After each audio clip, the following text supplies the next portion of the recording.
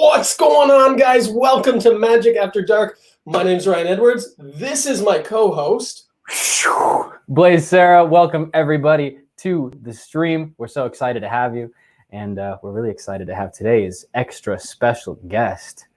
I don't know if they're ready. Insane. It's going to be crazy. It's going to be amazing.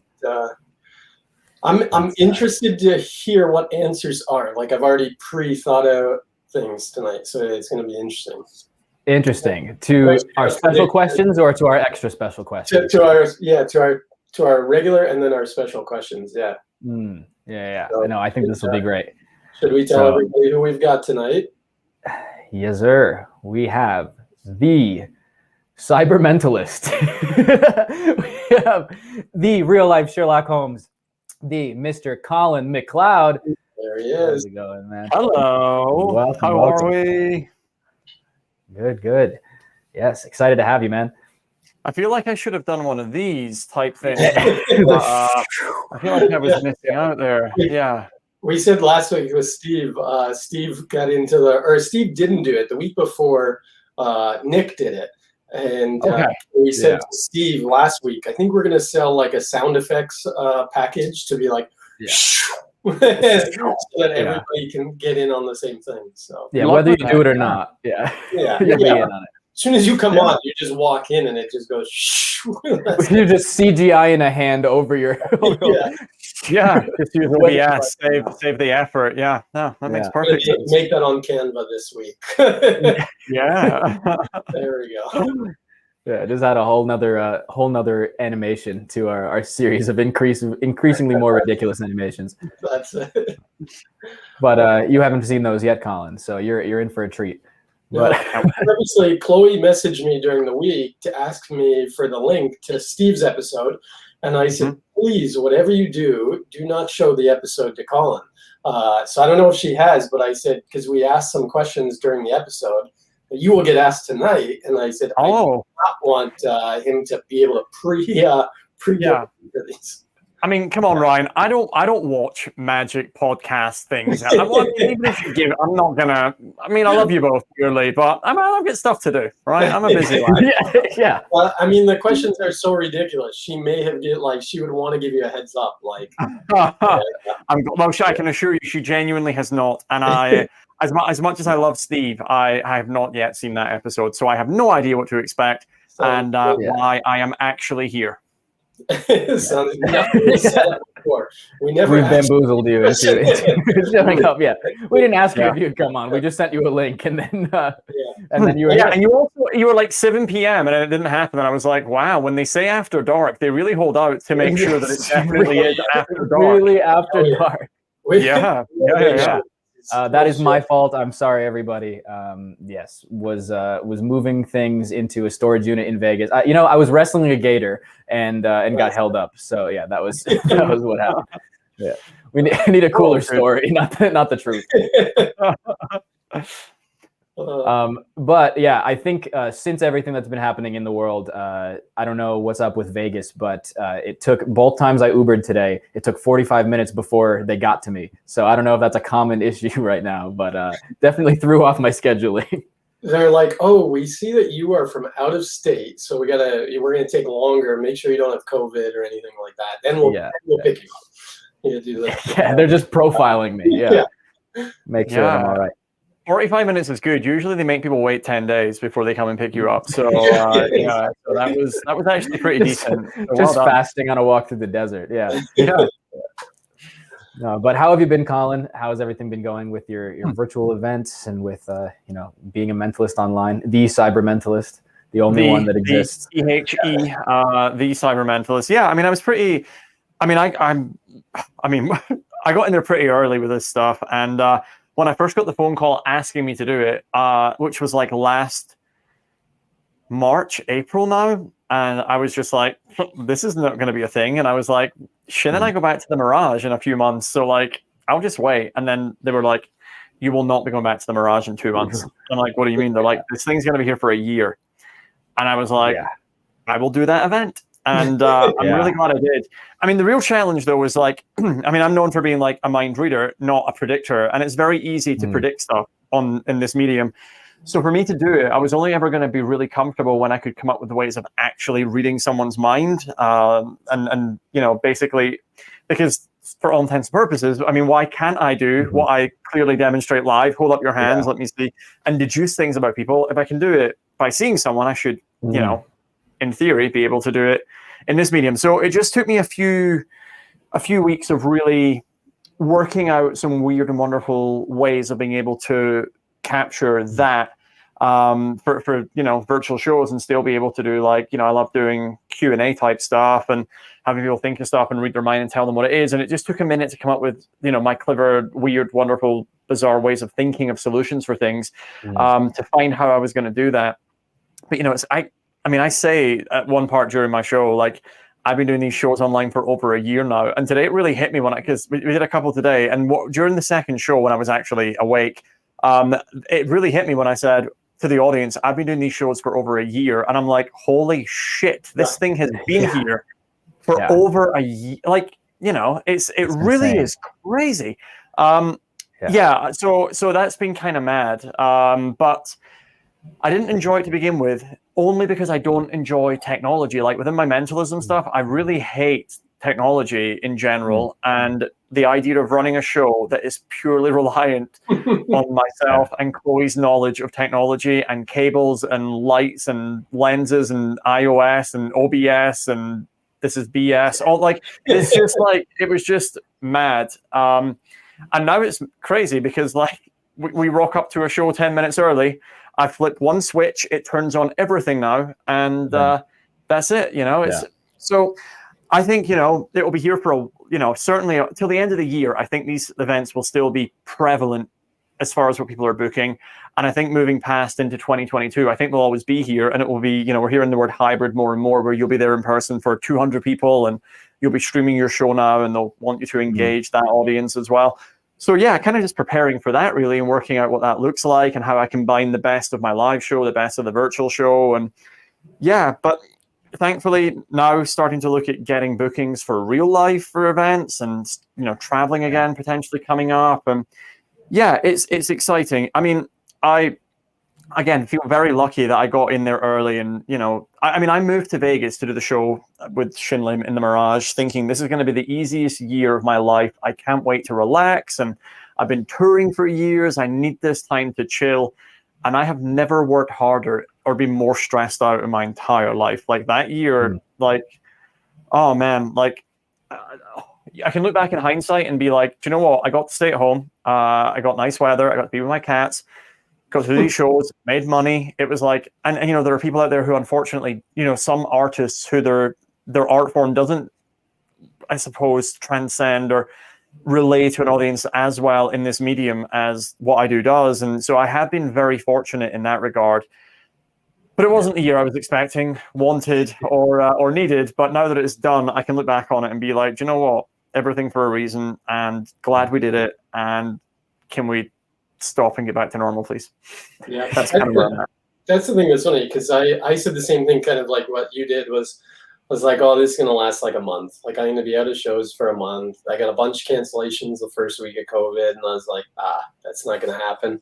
And then someone said to me, they've got a huge YouTube following. And they said, I'm going to do a show on YouTube, and I'm going to charge tickets for it. And I was like, you're crazy.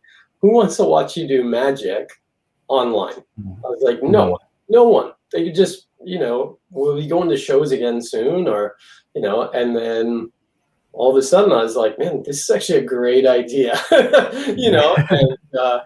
then the virtual world took over, and I'm the same way. Like, maybe it's just, when you focus on performing so much and stuff, you don't dive so much into all the tech stuff.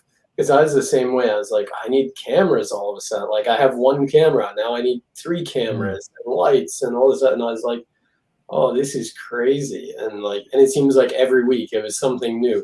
Oh, I need this. Oh, I switched from one program to OBS and stuff. And then, yeah, I 100% feel your pain there, because and it's such a steep learning curve as well. Like, we didn't know any of this, and I'll be honest. Chloe and I went to hang out with Blaise one afternoon, and he was going to show us how easy OBS is to use. Chloe and I left that meeting looking at each other, going, "Blaise could not have made that sound any fucking harder. That sounds crazy." Like, Blaise, honestly, Chloe and I were like, we are never touching OBS again. And remember, Blaise, it was flipping upside down. Well, you were like, it's okay, cool. so the issue, okay, so the issue was that at the time, Mac didn't have the option for virtual cam. So you need to do these crazy like 3-program type of workarounds to be able to get OBS to work with virtual cam on Mac for a virtual show. And then it was kind of like a week after I gave you this crazy long procedure of how you could get it to work without a PC, then OBS updated and they added the feature. And it was like everything I said was irrelevant. You very kindly spent 3 hours teaching us how to do that. And I'll be honest, I switched off after 15 minutes. We were 15 minutes in and I was like, I could tell. Because I'm like, this can't last that long. Like, surely he'll get it that we're like, we can't do this. But no, 3 hours of, intensive tuition, which again, very grateful for. But it was daunting because I mean the truth is when you're doing virtual shows, you're climbing rather 2 ladders at the same time. One ladder is the quality of the content of the show. The other ladder is the quality of the production of the show. And when you've never done either, which I imagine most of us had not, I mean that is a scramble to get up there, quickly. But no, we've really found what works for us now. We've tried a bunch of different things with multiple cameras and different lighting setups and even different tricks and stuff that have come and gone. And I'm kind of really happy with it. And even now I'm like, oh, I've got this idea for a new thing we can put in. And Chloe's like, yeah, cool, do it. And then I just get to the point where I'm like, but what I'm doing works now, and that took so long. So like, why do I don't want to risk it? And the show, I've had to keep taking things out because the show, I had like 6 tricks and it lasted 45 minutes. Then it stretched to an hour, so we killed one of the tricks, and then we had 5, and then it went to an hour. And now I'm down to 4 tricks, and it lasts 50 minutes. So, yeah, I feel like I need to really up my pace or something if I'm going to try something new. But do you know what? I don't hate it anymore. I did go through a week with Piff and his show in the Flamingo, right in the middle of the full show. I did 15 minutes of mentalism, and the audience there were so spread out, and it was just weird. The energy was so dissipated. And it was like, do you know what? I prefer doing virtual shows to socially distant shows at that point. Thankfully now, that was when it was back at like, freaking 3% capacity. But now it's up to like at least 80. So there's like a decent sized audience there again. But I don't hate the virtual shows now. And now that I feel like I can do what I love doing and what I'm good at and methods and techniques and routines that are original to me in this medium, I feel good about it because like, I really hate doing other people's stuff. I try and anything I do, it needs to have a massive slant of my bizarre type thinking on it for me to want to do it in any way, shape or form. And it just took a minute to get to that place with this so that I can feel like, I'm delivering something that is authentically me and no one else. So yeah. But there now, like I say, enjoying it, we can do 2 in a day in, 2 different parts of the world today. And it's like, that would never happen normally. So yeah. No qualms.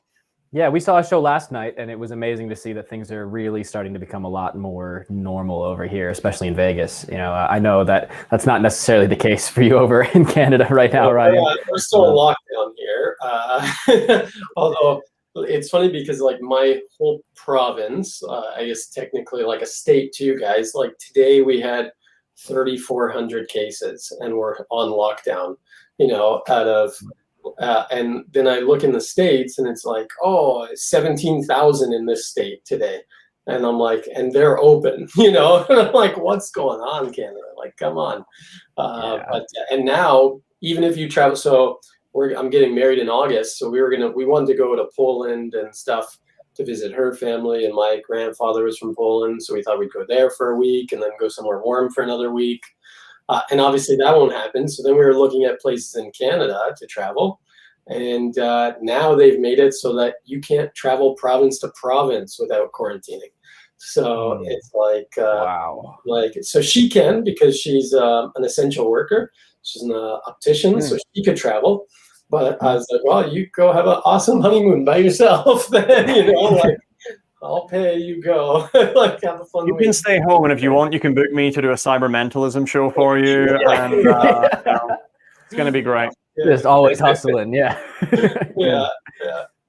But yeah, so I mean, hopefully by midsummer we're back. Yeah, Yeah, I hope so. I hope so. Like, yeah, Vegas has not been a bad place to be during all of this, because Vegas is the place that people came to forget and pretend that nothing was happening. So, Chloe and I were very cautious and careful with, how much we left the house to begin with. But now we're fully vaccinated. We wear masks everywhere. And, I'm so over this. I can't believe it's been a year. I get it. It needs to be done right. And I'm not dissing the approach that people have taken to fix this and try and get us back on track. But oh man, I'm glad, and I'm very lucky that we can just go do stuff in Vegas, and it is a bit more open here. I say a bit more open. It's completely open here. So yeah, it's crazy. Yeah. Other than a few shows, it's like you wouldn't even think that there was anything going on. It's crazy. Yeah, things are just wide open. And whether that's the safe decision or not, we don't know. But at least I guess people are putting themselves at risk if they choose to. That was the funny thing. Like, I remember he was seeing, is it the mayor? I guess the mayor of Vegas.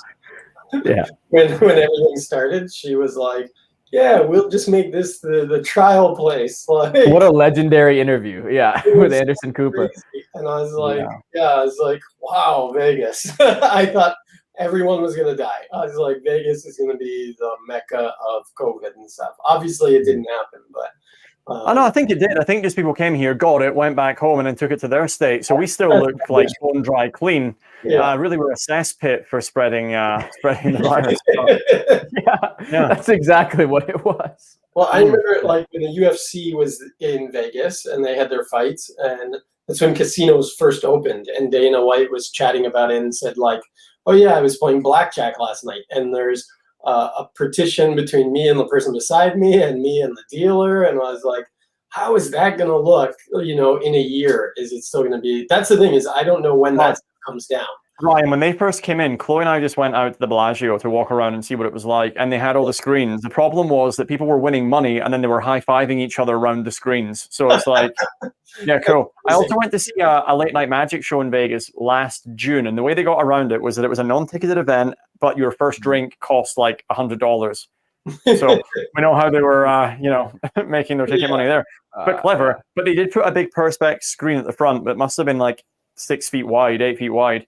But what was hilarious, because Perspex, when the stage lights shine on it, you get the glare. All the performers were just naturally walking to either side of this thing to talk to the audience, and then would walk around and just like completely ignore this screen. And it was like pointless. But yeah, man, it's good to see that the light at the end of the tunnel is getting ever brighter. That's the thing. And I really hope we're at a point now where it can't go backwards and it can't get worse, really. So, hopefully full steam ahead as safely as possible to get everyone back to some form of sanity. And, I think regardless of what happens, the U.S. is going to keep powering forward, regardless of the cases. At this point, I think that it's just kind of the American mindset as a whole right now.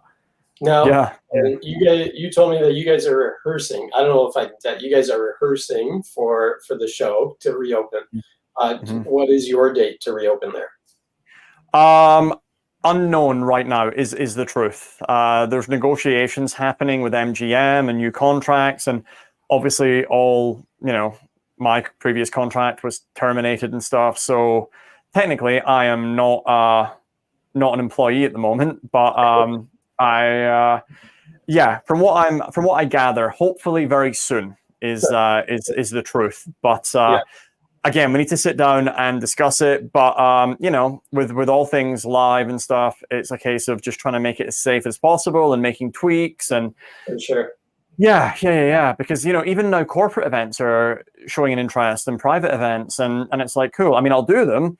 Because, I'm vaccinated and I know that I can't spread it, but if I'm going to interact with people, I know I can carry it, right? So I'm going to be as safe as possible. And it's like, what steps and what material can you do and steps can you take to make sure that it is safe for everyone? Going back to the Mirage, when that happens, it will just be a case of implementing as much of that as possible. And the shows that I have seen in Vegas, like some people, people just don't care. If people are here, it's like in for a penny, in for a pound. They're like masks off, screaming, shouting. Like they're here to get drunk and party, and that's a bit worrying. But man, it's interesting because like, how much longer can we really do this? What you're saying is licking people's hands is going out of the show. Is that what I'm hearing? No. Okay. I remember when funny. you started there's a chance, maybe. Yeah, the head of entertainment at MGM did say to me, she was like, when you come back, are you still going to lick hands? I went, no, I'm going to start licking feet now so that it's safer. Yeah. And she looked terrified. She was like, really? I'm like, no, not really. I'm not going to lick someone's foot. Jeez. But yeah, no, that's all gone. But for that, tell them what exact shoe they have from licking their foot. Yeah. Yeah. And the fact that I will have seen them take their shoe off, that will make it very easy as well. Easiest in mentalism ever. Yeah, the acidus shoeist. Yeah. Before this, you were wearing a pair of Adidas runners in black. Yeah. Oh, it's on the ground. Oh, wow, that's insane. Yeah. The oblique peak. Yeah. Gypsy peak. Yeah. Easy. That's awesome. Yeah, I remember when you started doing that, because you were in Toronto. We went out for dinner and stuff. And we were chatting about that, and you're like, "Yeah, I just started doing it. I'm the only one that does it and stuff." And I was like, "Yeah, that's." And I remember you were concerned that you thought maybe other people would start doing it. I was like, "There is no way I'm looking at someone else's hand." I've seen a few people now do it on their videos, but I don't give a shit. Like, you're brave. I mean, you're brave. I wouldn't. It's not something I want to do. So no, he's been building a just rock hard stronghold immune system this whole time. Yeah. Just exposing himself voluntarily to the worst of it. Yeah, they should have taken my blood and plasma to help cure COVID. That would have done it. Like the amount of stuff I've had to probably internally overcome. But yeah, it is funny that I've started a tiny minor trend of a few other mentalists and magicians now copying the old hand licking. So I'll never do it again. So enjoy that. Yeah, exactly. Yeah, I wonder, like, how offended people will get now if someone did it. Like, did you just lick my hand? It's like, I don't know where you've been, right? And now is it more concerning where the mentalist has been compared to the person that you're licking, right? I know, right? Yeah. Before it was always like, where has that person's hand been? Now it's like, yeah. I mean, I always did give them a Purell wipe immediately after, right? So at least I was like considerate, I'm a considerate licker, as it were. But that's a recipe for getting canceled nowadays. Yeah. I mean, I wonder if this is a sort of chat. Do people turn up for this chat? Just hearing about COVID, just hearing about people licking strangers? Is that what Matt? Oh, they turn up for much worse than that. Oh, you're in for it. Oh, is this us just warming up here? Is that what that was? Absolutely. Click on the comments. Here we go. Let's do it. Yeah, and again, as we always say, obviously, if we wanted to talk to Colin, then we could call him up anytime. But if you have any questions, anybody that's watching, we have quite a few people that are in between the YouTube and the Twitch chat right now. So if you have any questions, feel free to throw anything in either of the chats we can throw up on the screen. Pick Colin's brain. That's kind of how the show works. Is it's kind of an open form, because like Blaise said, we both know you. And so, I mean, if we wanted to, we'd call you up or whatever and chat and stuff. But, I mean, there's a good chance I wouldn't answer if I saw you. I mean, unless, I'd be Ryan again? Oh, geez, no. Unless you need a clip or something, it's not happening. He's like, very nice clips. I have a new routine I'm working on that does involve not playing cards, but cards that will need to go in a box into a clip. So I'll get to carry it again. That'll be nice. It's an exciting time. All right. But yeah, if anyone wants to ask me anything, this is your chance because I'm here. I mean, I'm here. Yes. Yeah. If anyone's ever asking me questions and I'm not there, I mean that's amazing. And very high wishful thinking. I've been just sitting in a corner asking questions to a wall, waiting for Colin to respond. So I'm really happy that he's here now. Yeah, exactly. Now, we've been talking just about your journey since being in Vegas, but I'd love to talk with you a little bit about your journey in magic leading up to that. You're Irish, correct? Sorry. No, I'm not going to insult you. So what was it like growing up in Scotland, and how did you, become interested in magic and then in mentalism? Yeah, so I mean, I was never really into magic. I got a magic set when I was younger. My cousin Karen learned all the tricks and showed them to my family. So naturally, I hated magic more and hated Karen more. With that classic Karen move there.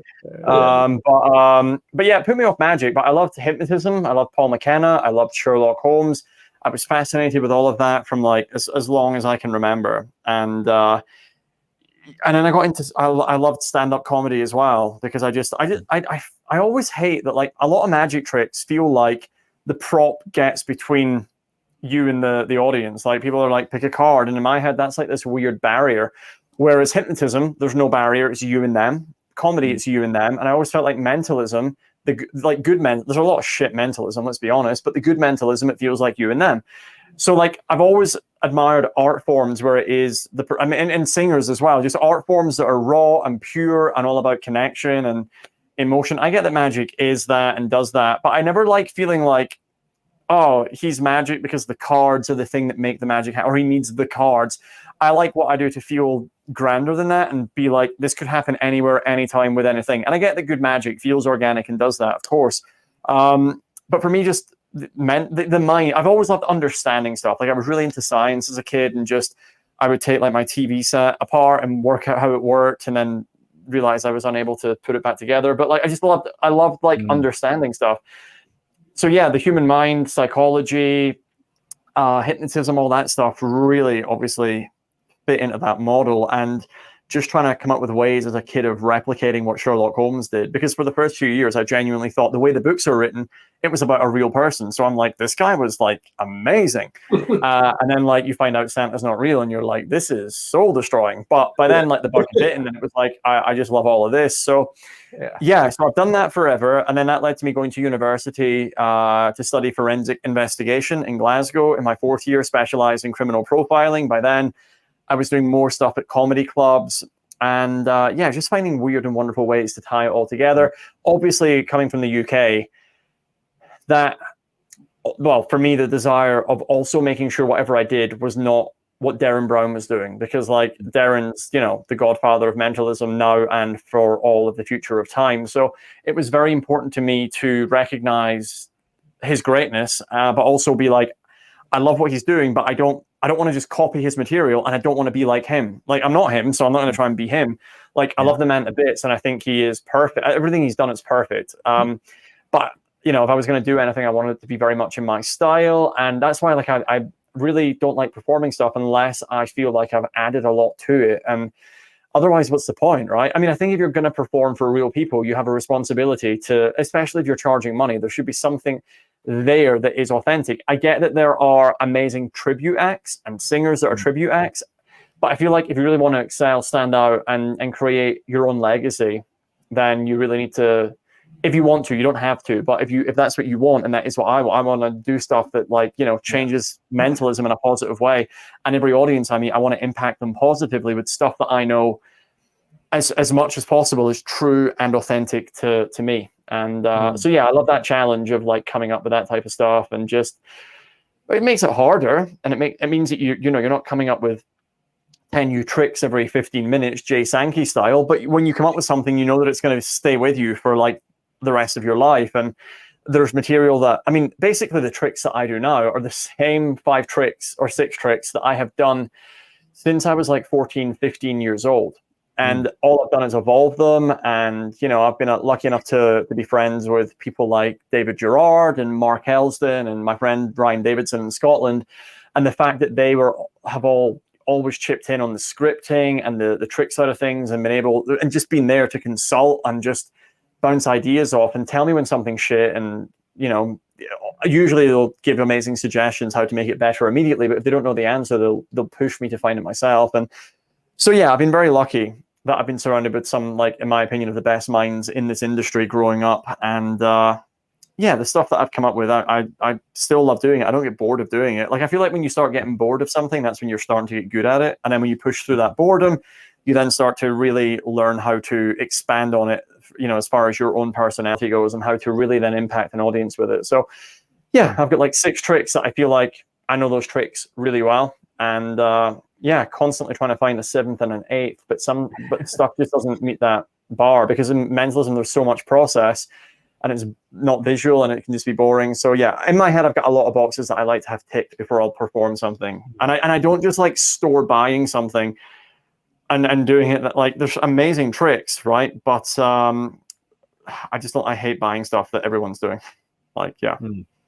Which is very understandable. Yeah, absolutely. And it's interesting that you brought up that idea of not wanting to necessarily just be a tribute band, and that I feel like you know, and I've talked with a few people about this, especially in Magic, there's a lot of being a tribute band, and some people just openly are like, I am doing a tribute to Vernon, or I'm doing a tribute to Marlowe or whatever. And then there's a whole lot of being a tribute band, but then not saying that, and just kind of doing. And I don't want to shit on anyone, but I've always felt like, did the audience care enough about you as a performer yet for you to warrant being able to even do that? And in some cases, yes, I don't doubt it. There are some amazing performers who do that type of stuff. Like Jared Koff is like phenomenal to watch, and he can do stuff like that because it feels authentic, and he has spent time with these guys and like has put his time in with them. But yeah, when it's done for the sake of being done as a presentation because you've seen someone else do it, I feel like a lot of the time it's the height of laziness. And if you're going to start a routine with that presentation to get it up and running, cool. Because whenever I'm learning a new method, I'll always use like a script or the bulk of a script from another trick, and I'll use that as the backbone so that at least my brain's not thinking about one half of it. Because when you're performing something new and you're thinking about the scripting and you're thinking about the method, there's no part of your brain left to be present with the audience, right? So like at least by using another script to that method, okay, at least you're not fully like relaxed yet, but at least you're opening yourself up to be like more responsive and you know, present and aware with that audience. Or if I'm learning a new script, I'll usually put the jokes or the stories within another trick that I know, so at least I know the method and I can focus on the, you know, the what I'm saying there. But yeah, I just don't personally enjoy that type of blatant tribute. I mean, at least they're crediting, right? There are some people who just do stuff and they're like, they don't credit the person, and you're just like, you know, well, I pick your poison. Yeah. But Magic's hard if you want to stand out doing it. Like, and again, it depends what it is you're trying to achieve. I just know in my head what I want to do with this stuff, and I know what I expect of myself and the standards that I set for myself. But everyone's different, you know. So like, you don't need to hold yourself to my model of the world. There's a bunch of people watching right now that are like, going back to the drawing board, starting over. Thanks a lot, Colin. Well, I mean, part of me thinks good, right? Good. What a great, you know, what a great mindset to be in. And I'm not saying drop what you're doing, but certainly try and evolve it and try and transition into being a better version of yourself for your sake, for your sanity, and just because your audiences will enjoy it way more when they feel like you're being authentic. Yep. No, 100%. I'm one of those guys too, where like all of my shows are story-based shows. So I start with the story, and then how do I fit things in? How do I create a routine for this?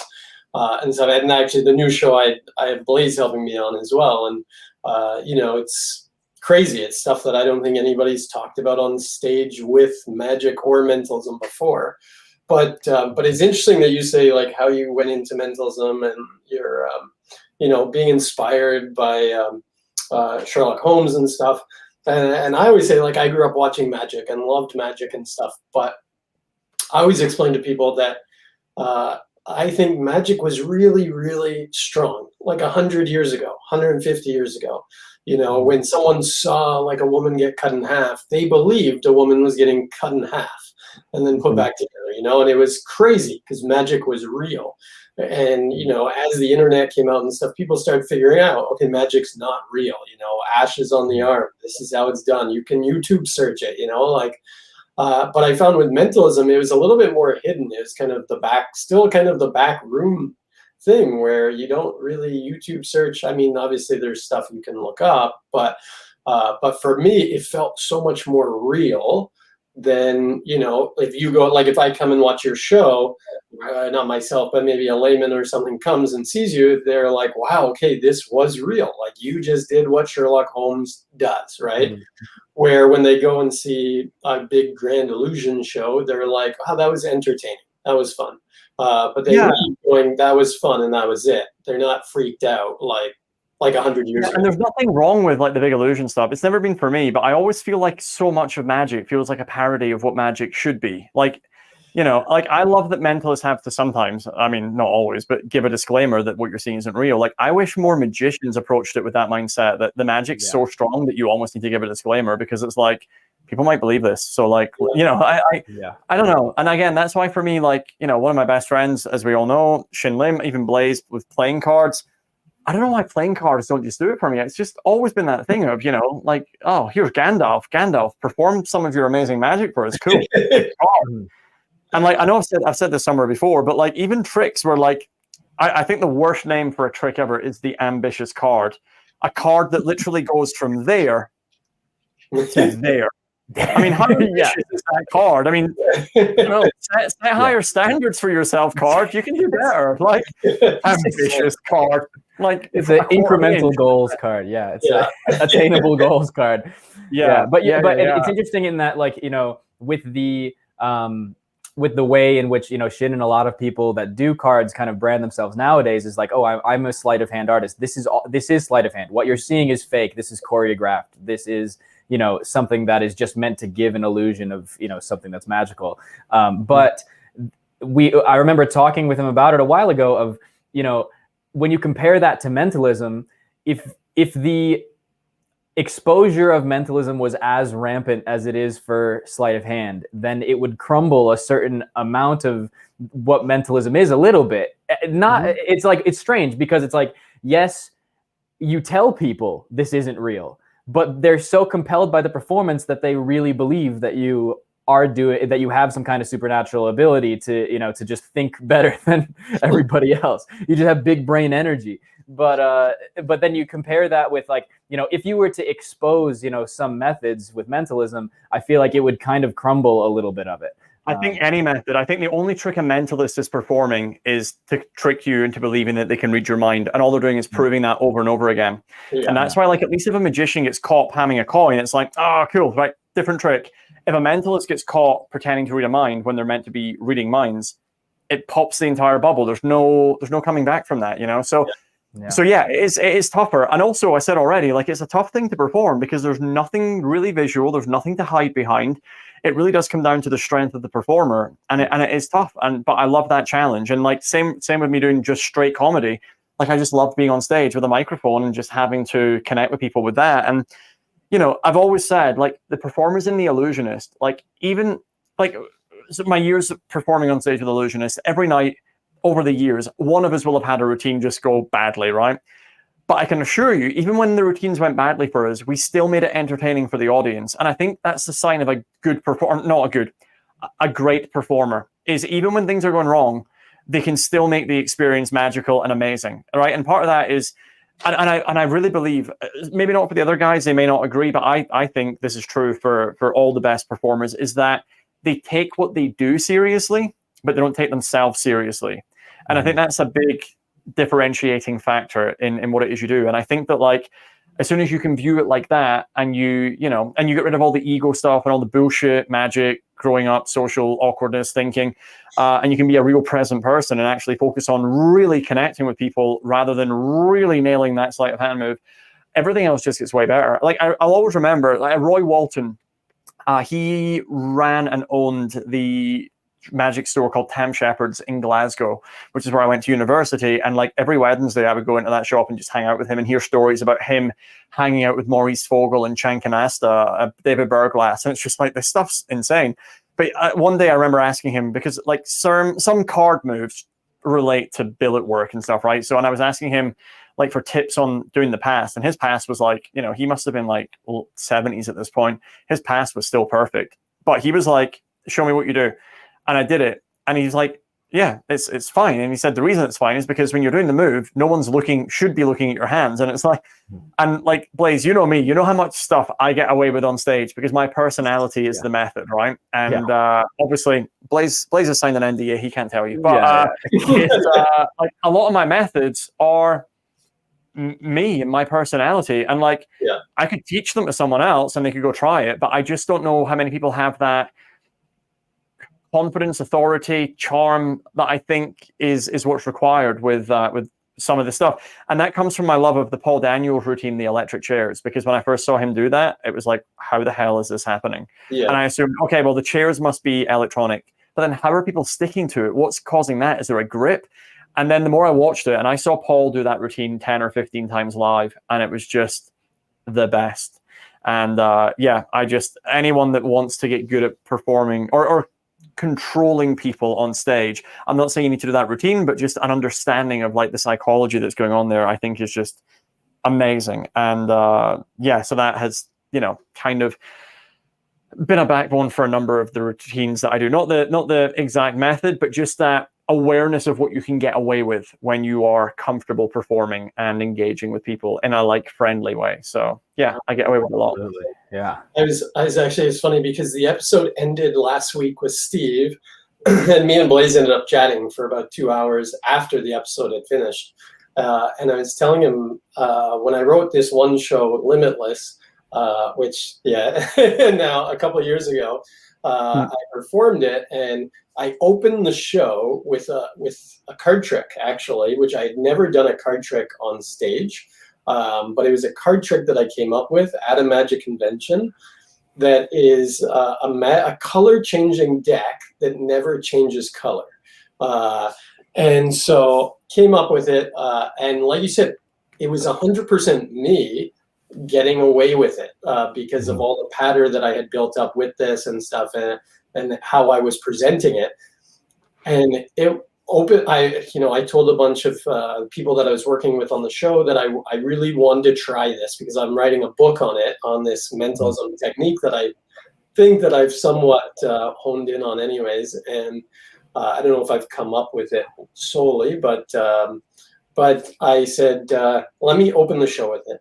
I said, this could go terribly wrong. If anybody in the audience notices what I've just done, like it'll ruin everything. Like one person just has to say, it didn't change color. And it's like the rest of the show is going to be shit from then on. And did the trick and got an audible gasp from 400 people. And it was like, I remember the camera guy that was on stage with me, like when I went back at intermission, he was just like, holy shit, like it worked. Because he didn't believe me that it would work. He was like, I don't think this is going to work. He'd seen me pull it on like a few laymen and stuff.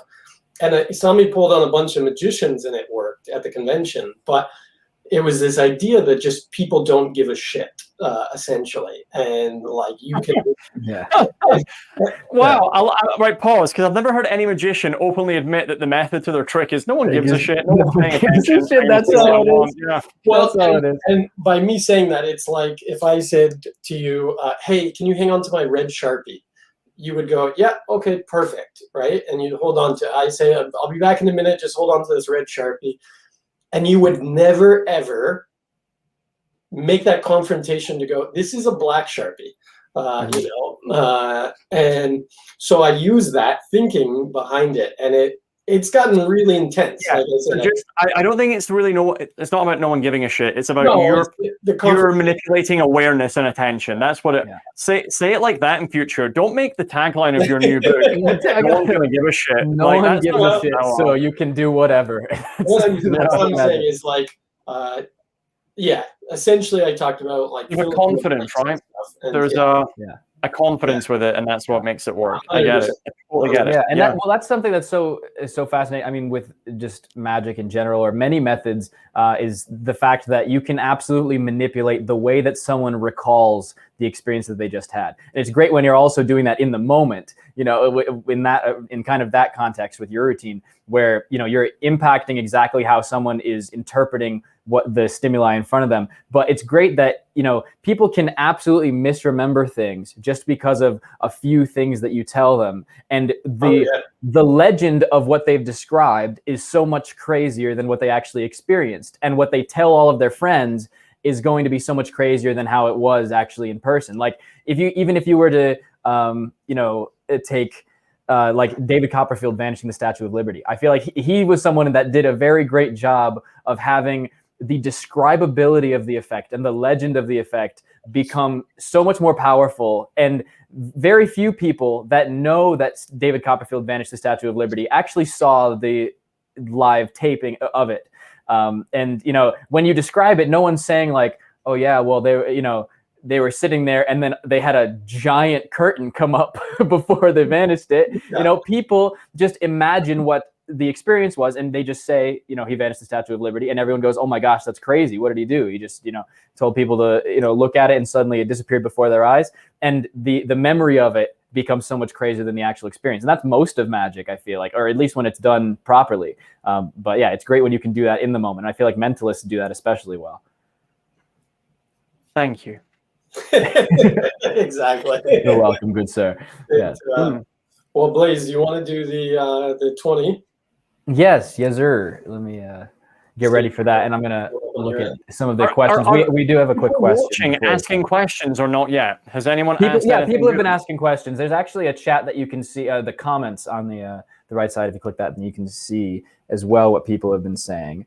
You have people on the Discord or Twitch as well, Blaise. Oh, I guess Twitch questions come up here as well. Never mind. So here, one question that we had from X was did you recover from being thwarted from playing card being thrown at you? What a time that was, Colin, with the double agent trailer. Oh yeah, that was a fun day.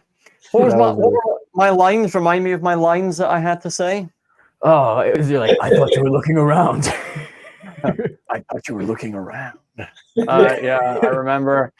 That was almost a year ago. That's insane. It is crazy. Yeah. It was like a year ago. And but that was so much fun, and it was a lot of fun going like, okay, I'm gonna give Colin a call, and I'm gonna see if he's up for being a detective in my little short. I was bored as shit. Colin was saying yes to anything at that point. Yes, Colin was stuck at home and had nothing to do, and that was the perfect opportunity to make it happen. I mean, any chance to wear tweed, I'll take it. You're in. Yeah. So let us get over to they like to sit in the purple lights, by the way. So we'll occasionally get cats just looking into purple lights, looking very satanic. So enjoy that. So we have these rapid fire questions that we're going to ask. Because I'm in a different kind of setup today, I'll just have the timer be on my phone rather than appearing on the screen. But whatever, you have 2 minutes to answer these questions, and we see how many of the questions you can get through within the 2-minute timer. All right. Okay, can I also just point, someone did say this, but I love that it does look like Blaise and I have got the same backdrop, but I also love that there's purple like here, and then purple and lions. And I'm we're kind of it's just a nice fusion, between Sorry, 20 questions in 2 minutes. Yes, we're all in the same yes. Do you want yes no answers, or are you expecting like these don't have yes no answers. These are like actual answers. Yeah. So these will be questions about you, and very quick answers. First thing that comes to your mind. Yes, so everybody can get to know you a little bit better. So Ryan, do you want to start with question 1, and I will start the timer whenever you're ready. All right. And go. Favorite color? Black. Biggest pet peeve? People being late. Where did you grow up? What was that, Ryan? Where did you grow up?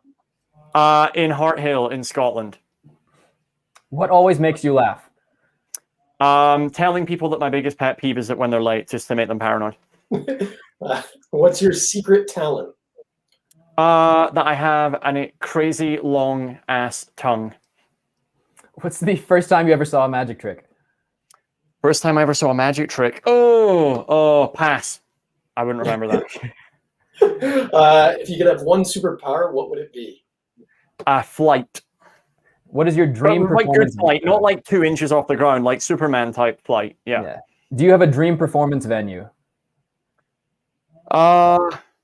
Maybe I performed a show for NASA virtually, but now I'd love to go to space and do an actual virtual show. An actual space show. Shit, yeah, that's what I mean. Yeah. Space. Most cherished memory? Performing at the Royal Variety Performance for Kate Middleton and Prince William with my parents in the audience. Oh, wow. What's your favorite food? Marrying Chloe. Good answer. Nice save. What's your favorite food? Sushi or pad thai. Favorite movie? Ocean's 11. Favorite pizza topping? Doner kebab meat with jalapenos, red onions, and like a barbecue spice sauce from the House of Spice in Whitburn, Scotland. Sheesh. Yeah. Favorite magician? / mentalist, I guess. I mean, Darren Shin, David Williamson, it's, standard, sorry. If you won the lottery, what's the first thing you'd buy? More lottery tickets. I mean, I get lucky twice. What's your most highly... We can get Ryan, you started, so you should finish. Yes. What's your most highly recommended magic product or book? Highest recommended product or book. Do you know what? I have. My sofa's blocking them in. But for anyone that hasn't read, it's not that. Good eyebrow, though. Someone did say, what was the Somebody did eyebrow? ask for the eyebrow. Let me see if I can whip this out, as it were. For anyone that's not read this, this is like, this thing is like gold dust. I mean, I'll never forget. I read the first version, which is also over on that same shelf, signed by Mr. Weber. I remember reading this when I was like younger. It was given to me by the Scottish mentalist Drew McAdam. He's like, absorb this information, and I was like, all right. And like, oh man, this stuff is just incredible. And I'll never forget the first lecture I ever gave. Really, the big lecture was at Mindvention in Las Vegas. And I look out and it was like Bob Cassidy, Banachek, Doc Hilford, John Stetson. And it was like the most terrified I've ever been. And someone at the end asked me a question about one of my routines. I think it was like the book list test. And I gave like a very, as I do, sarcastic answer. And everyone laughed. Thankfully, so did they, because at the end, he came up to me and went, "Hi, I'm Ken Weber." And I was like, oh, shit. But Ken has just been like the best, nicest guy ever. He introduced me to David Gerard, who I mentioned already. David Gerard ended up being the best man at Chloe and Mai's wedding. And this book and his thinking and his knowledge of just performance is just like incredible. So like even just flipping through this now and seeing the titles again, it is amazing. And for anyone who has not read Maximum Entertainment, this is like the best product you'll ever buy if you want to perform for real people. I thought I had mine here, but it's downstairs because I have it sitting on the table downstairs. But usually it's in my office as well. But I remember buying it, and it was at Magi Fest actually. And he was right there. He was like, "Oh yeah, I wrote this book," and I was like, "I should buy it then." Like, like obligated. This right now. Yeah. What do you say? Yeah. It's not going to say no. Yeah. It is amazing. I mean, just how to talk to spectators, how to ask for volunteers, like if you're going to engage with someone and they're standing up, if you're going to speak to them for more than 10 seconds, have them stand up, like more than 60 seconds, have them join you on stage, like just stuff that you don't really think about. And just like, if you really want to have an impact with the people that you're engaging and the entire audience, like this stuff seems super simple, but like I would never have thought of this stuff. And the fact that someone has like really gone to great lengths to break it down for us so that we always get it right is like, there's no reason to not have this book. So yeah, I'm just dug it out and I'll leave it in front of me here because I'll read this again. In the next few weeks. It is amazing. And my favorite thing in it as well. This is the second edition. So I love the first one, and he very kindly, I don't know if this is going to blow out, but I even get mentioned now in it as he tries to work out, is his name Cloud or McLeod? The great debate occurring in life at the moment. But I love that book, so I can't speak highly enough of it. Nice. I think you gave me a copy. Yeah, so I think he gave you a copy. He came to see the show. Yeah. He came to see the Vegas show, and he copied for everyone. Yeah. He did. Yes, he gave me a copy. Yeah. That's all right. Now I think he even has an updated version as well with stuff for Zoom shows. I heard, or there's a PDF of it or something going around. So funny because one of his I was doing a virtual show for a company, and that company employs his company's services. So Ken Weber was actually in the audience for one of my virtual shows. So gotcha. Small world, because obviously his other profession is investment banking, which he's a genius at as well. So good life choices from Mr. Ken Weber. Yes, very much so. Absolutely. So well, when I finish my new book, I will send you a copy just so that you don't have to read it. But so I was curious, did you end up working? I know that you studied it, but did you end up working in criminal profiling prior to entertainment? Or I know you were doing it at the same time anyways, but so in my last few months of university, we did stuff with like the police, but it was more to do with like interrogation and interrogation techniques and learning how to ask questions that would elicit more accurate, truthful information of people. And so it was kind of more linguistic based and yeah, but it wasn't. It was never like the police were hiring me as a consultant detective. It was like I'm here doing research in like a safe environment with people who are not like severe criminals, but and also witnesses to ask questions that would trigger truthful, honest, well, in their mind, truthful and honest information and how to get more accurate answers. So that was kind of what I studied. In doing that, are you doing stuff like mirroring and like titling and stuff like that? It was more in the way that we were asking questions that would, like, it's funny because I first heard about this from Alain Ballon on his conversation with mind readers. And that is that if I ask both of you right now to think about what you had for breakfast yesterday morning and think back to that, what's amazing is that right now you're picturing yourself at that table eating breakfast. You're not picturing what actually happened, which was your hands were moving to and from your face.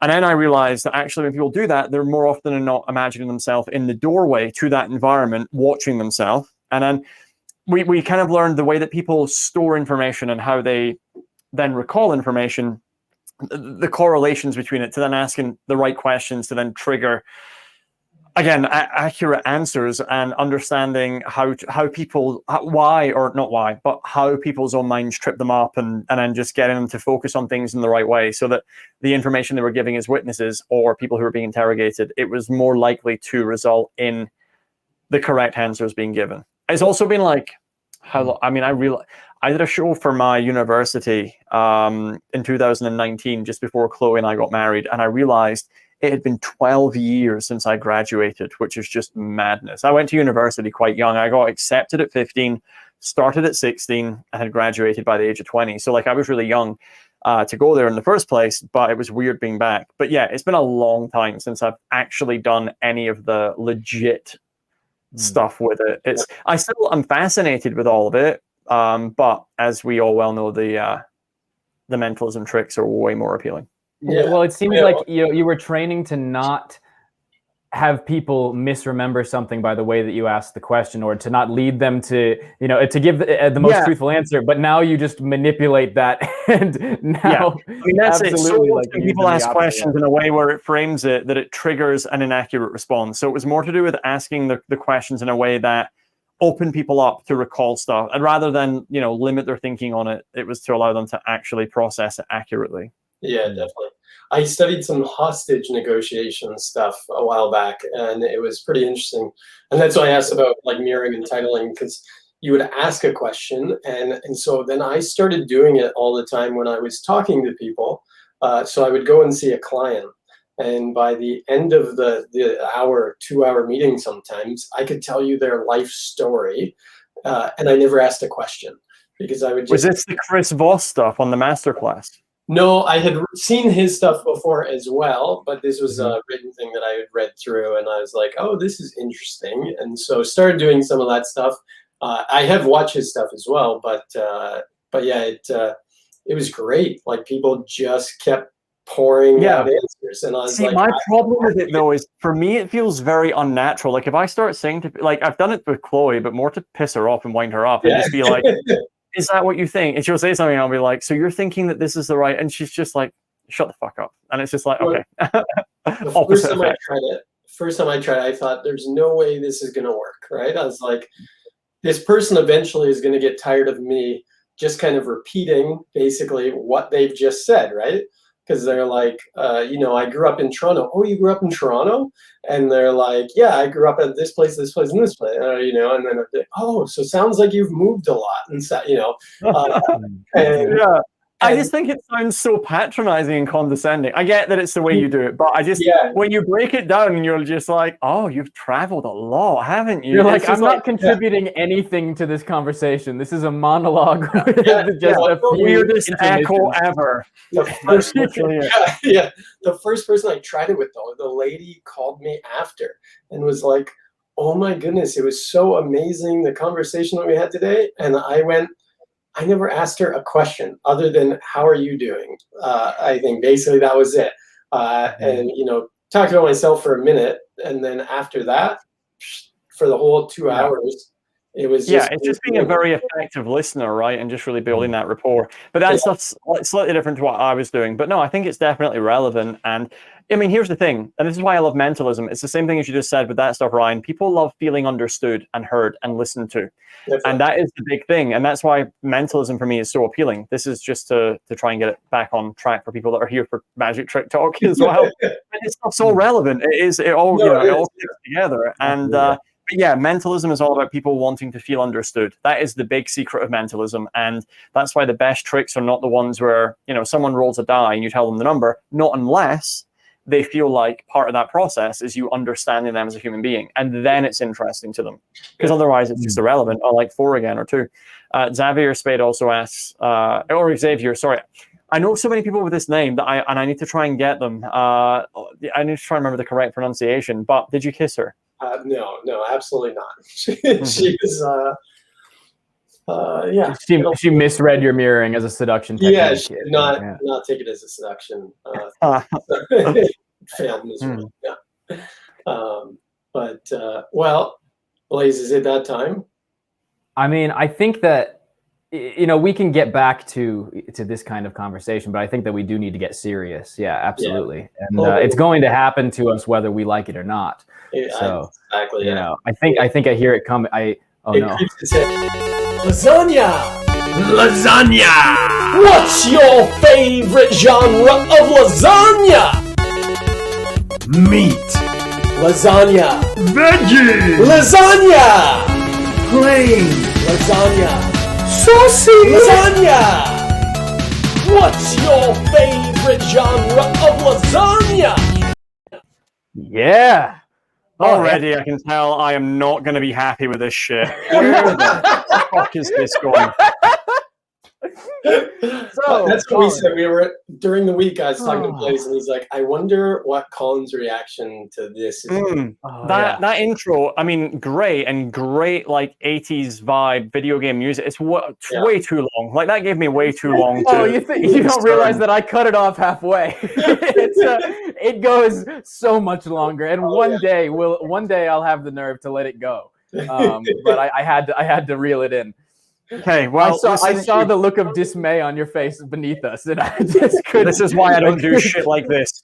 Honestly, I'm a professional, reputable entertainer, and here you are displaying a professional, reputable question. Say that again. What is your favorite genre of lasagna, sir? My favorite genre of lasagna. What is happening right now? Like lasagna genre? That's it. Yeah. So hold on. Let me just grasp because to begin with, it looked like someone had taken a deck of cards and shoved meat in there. Like, bring that up again and imagine it's a lasagna deck of cards. Play it one more time and let's see this lasagna. Ready? Lasagna! Yeah. It does look like, because I thought, is this a deck of cards with meat in there? And I did ask Blaise, is this the podcast thing where people need to sniff a deck of cards? And Blaise was like, nah, that's a different one altogether. So I was ready to sniff cards. I was not ready to discuss lasagna. Yeah. But we need to know. We do need to know. What is the question? What is your favorite genre of lasagna? So, I mean, what I can tell you is that when it comes to lasagna, I've never really enjoyed lasagna unless it's left overnight, allowed to get cold, and then you microwave it again for like 30 seconds, I feel it tastes infinitely better than upon its original serving. So I'm so happy you said that. I 100% agree. Absolutely. All right. I thought you were going to say, I'm so glad you said that because I've got another comedy video to play that represents that point. So reheated, microwaved is the new genre. That's a new genre. That's great. We can add it to the list. No, the thing is, the second half of that intro has a bunch of magician names as genres. So. Right. Well, I'm into because I thought, wait, are you saying this truthfully here, or are you now trying some hostage negotiation shit with me, where you're just repeating what I'm saying to make me feel like I'm understood? Because it's happening here. That's a little bit of both. No, but I do appreciate what you're saying. That's your favorite type of lasagna? I'm like, reheated microwave lasagna. Yeah. I agree about that with any type of pasta, regardless. I mean, unless it's like I'm at a restaurant, and then of course I'm going to eat it there. I'm not going to take it home just so I can re-microwave it. But if I've made pasta at home, I think it tastes so much better second day. That's what you need reheated. to do next time you go to a restaurant is be like, can I get this? As soon as they bring it out, be like, I need to get it in a to-go container because I got to take it home and microwave Yeah. it. I love the idea of you asking for it to go and then staying in the restaurant and not leaving and then being like, what are you waiting for? And You you're gotta like, have other people there. older. You got to have other people there eating the whole time, and you have it in the takeout box in front of you. Yeah. That's No, another so- conversation starter for sure. Oh, that's Well, great. there- Yeah. there you yeah, go. just- Well, listen, I'm glad. I'm assuming that's probably the high. This interview is not going to get any better than that. So I mean, That is the most important nice question. seeing you guys. he's finding an exit strategy. We got to reel him back in. Yeah. No, it's just an interesting kind of improvisational thing, seeing what people respond to such a ridiculous question. And we get very creative answers. Steve's last week was a whole different. I'm going to stop you right there. I didn't feel there was anything ridiculous about the question. I feel the question was very valid. It's the way in which you led into the question that I had concerns with. But it was that we were bombarded by the intro. Yeah, an abundance for the senses. It was a lot going on. What was Steve's answer? He said triangular. Yeah, He triangular. brought in shapes as a new genre. You can't mix sandwich psychology with a carb-based another carb-based food. That's not how it works, Steve. Yeah. He's like, pizza works well as a triangle, a sandwich a triangle. I'll just triangle everything. Yeah. Forget. Like cut diagonally. Yeah. Yeah. What was Nick's? Nick's was he just meat lovers or something? Yeah, he said like meat lovers, and then I think that what was Jeremy's? He had I think that he had multi cheese or something. Yours was veggie, and yeah, it's just a very interesting thing seeing how people's minds work. Do they take it as an actual question? Do they get all existential with it? Do they get comedic with it? What happens? I get concerned for both of you with it. That's what happens. You get concerned? Thanks. I think it's just us putting our foot down and saying this is our show. The whole thing. It's about the guest the whole time, but then that's just us reeling it back in. But in Scotland, lasagna is like a late night. When you go out to a nightclub and like none of this LA nonsense where everything shuts at like 11 p.m. and everyone goes to bed. None of that bullshit. We're like in Scotland up till 4 a.m. in a club, and then we go out and get fast food. And lasagna is a popular late night drunk fast food choice for people who are trying to wait in line to get an Uber home, and they'll be standing there eating lasagna. So like, I think it's, I'm glad that someone out there is finally tackling the big questions that need to be asked of society. So like, well done, you two. Seriously. Good for you. You know what's funny is, so I met you in a train station going to Blackpool. Shit, yeah, you did. Killer Magic in Scotland. So I had never been to Scotland, was staying in Glasgow there with all the guys, and that is the number one place where I had the best Indian food I've ever had in my entire life. Listen, nowhere in America has good Indian food yet that I've found. Let me just clarify. But Scotland for Indian food is sensational, right? It was phenomenal. I was leaving a few days later, and I was like, "Can we please go back to the Indian restaurant?" But we had the whole cast with us, and they were like, "Oh, well, let's go to the World Buffet or something." Like absolute garbage. They really don't recommend it. In Scotland, don't go to the buffet of the world. Go for it. No, I agree. Yeah. But yeah, I would say that we stayed out very many late nights when we were there after shooting, and like you said, you go to a bar or a club or something, and then out for food after that, right? Yeah, absolutely. I mean, I went to university in Glasgow. I love that city, and there's nowhere else quite like it. I basically learned how to perform by performing in Glasgow to drunk Glaswegian audiences. So Glaswegian is my new favorite word. Glaswegian. That's my favorite genre of lasagna is Glaswegian. Yeah. Absolutely. Great. Wow. So what else are you going to throw at me? And I know you said it already, but like, are there any? I always feel bad for people that sit through these things and never get their questions answered. So if there is anyone watching this who wants to ask something, please also know that I will willingly answer pretty much anything you want to ask as well. Yes, we've had people just saying that. Saying this interview has been so sick, and they also want a full-length version of the lasagna song on Spotify. But if anybody has any questions for Colin, then feel free to put them in the chat right now. We'd be happy. Yeah, I love being the warm-up act for the lasagna song. That's a new career highlight. Yeah. Colin, let me ask you this. So since I met you in kind of in between Glasgow and Blackpool, you've obviously done a lot in your career. Like you did AGT, you've done the Illusionists, now you're in Vegas. What was the process of going there? Like because the Illusionists came first, yes, and then AGT, Yep. and then so how did that kind of work itself out? What was so basically, I had to go through a phase of being a not great performer to learn how to actually do stuff well, and I always had a goal of never AGT, but certainly my goals were like, I want to be an illusionist, I want to do the Royal Variety Show. So like I just knew that I had to work my ass off to stand out, be different, and go and try stuff that no one else was doing, and knew, and I had to accept that there were going to be nights that were going to be bad. But without those bad nights, it was never going to get, excuse me, it was never going to get to a place where it was decent. So yeah, doing that, filming all of that, sending the footage to David Gerard for, years, as Ken Weber recommends in his book, and him giving me notes, going back, improving, and then basically getting a bank of footage that was like legit good, as in the material was good, it was original, unique, the audience reactions were solid, and I could prove that I could hold the attention of a drunk, just for Glaswegian audience. And the fact that I had all of these videos, it was then just a case of reaching out. And Illusionists were like, to begin with, we've tried Mentalist in the show, we don't think it's quite right for our audience, because our audience want visual, flashy, not talking type stuff. And it was like, okay, so sent them a couple of clips of like my main act, the billet act that I do. And then they came back and they were like, oh, do you have any more footage of this? And like, I record everything. So I had like 20, I've got literally that routine. I call it deduction. I've done that routine since like, 2009, 2010. And I have so many videos on, like, I must have at least 100 videos of that on YouTube.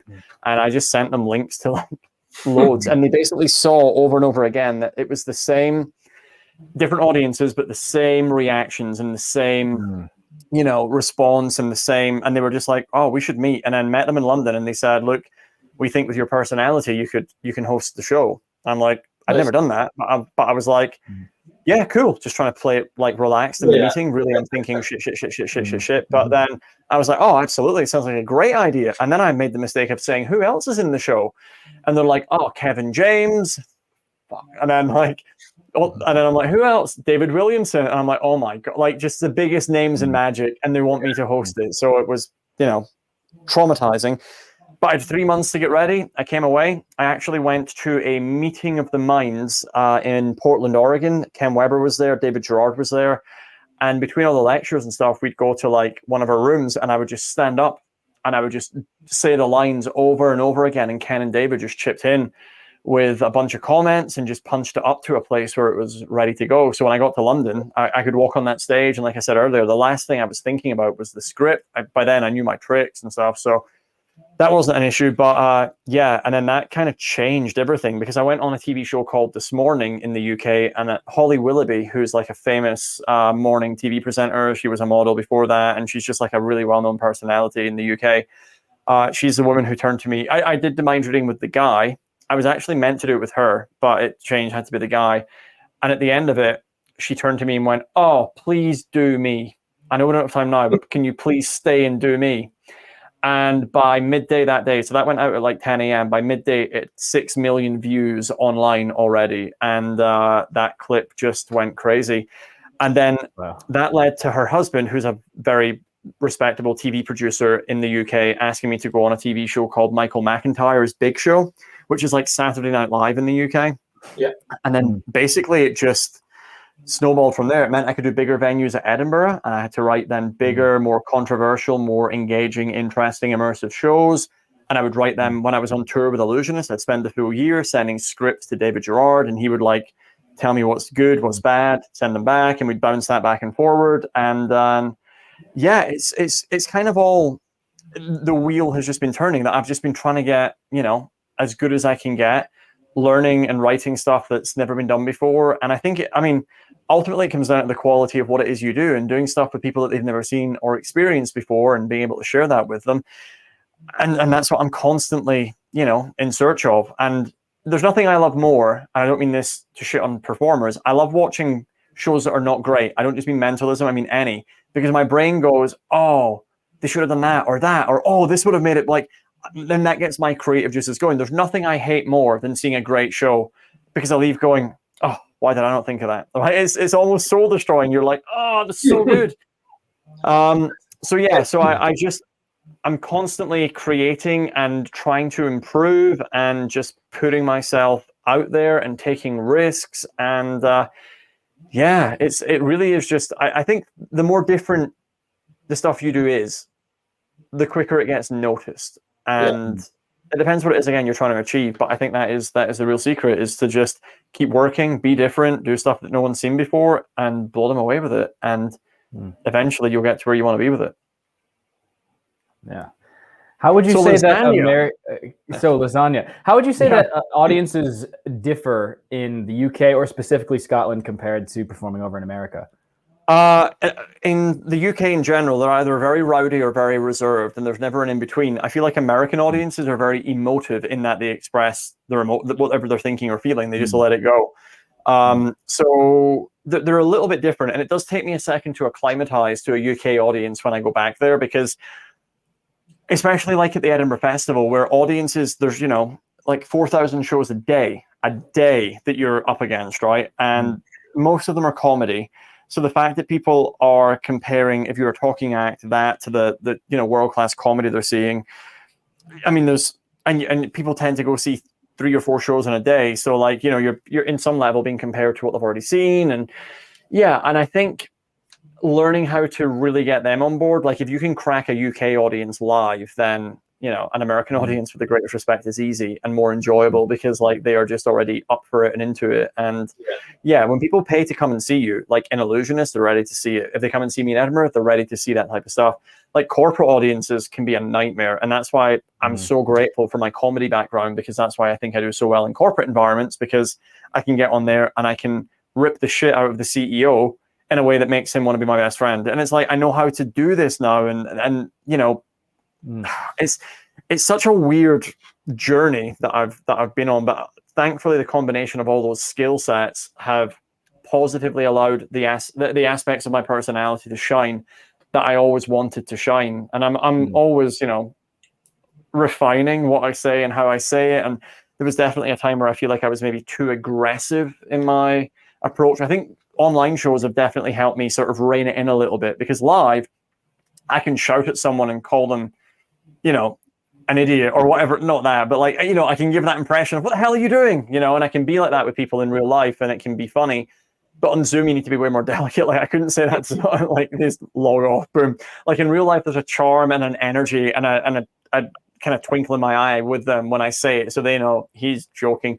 On Zoom, it's like, no, because like it just doesn't transcend the same way that in being in the same room does. But so yeah, that's the other thing. Zoom performances have also like really taught me how to allow moments to sort of breathe on their own and like let people actually really enjoy it, because you don't hear applause. Like thankfully we've now learned how to do it where you can, you know, unmute all and hear people freaking out and clapping and all that shit. But to just see jaws dropping and know that it's really, you know, hitting people, and just being able to hold that for a minute and not step on it is like actually quite wonderful. And knowing that you can still have that impact in this, I think if you're able to have that impact in this environment, when we go back to real life, I really hope that it just makes that stuff even stronger, or me now even stronger as a performer, because the lessons I've learned this last year have just been like insane with regards to how I deal with people, handle people, and but more importantly now, how I deal with the mentalism and the wow moments, not just the ha ha ha moments, you know. So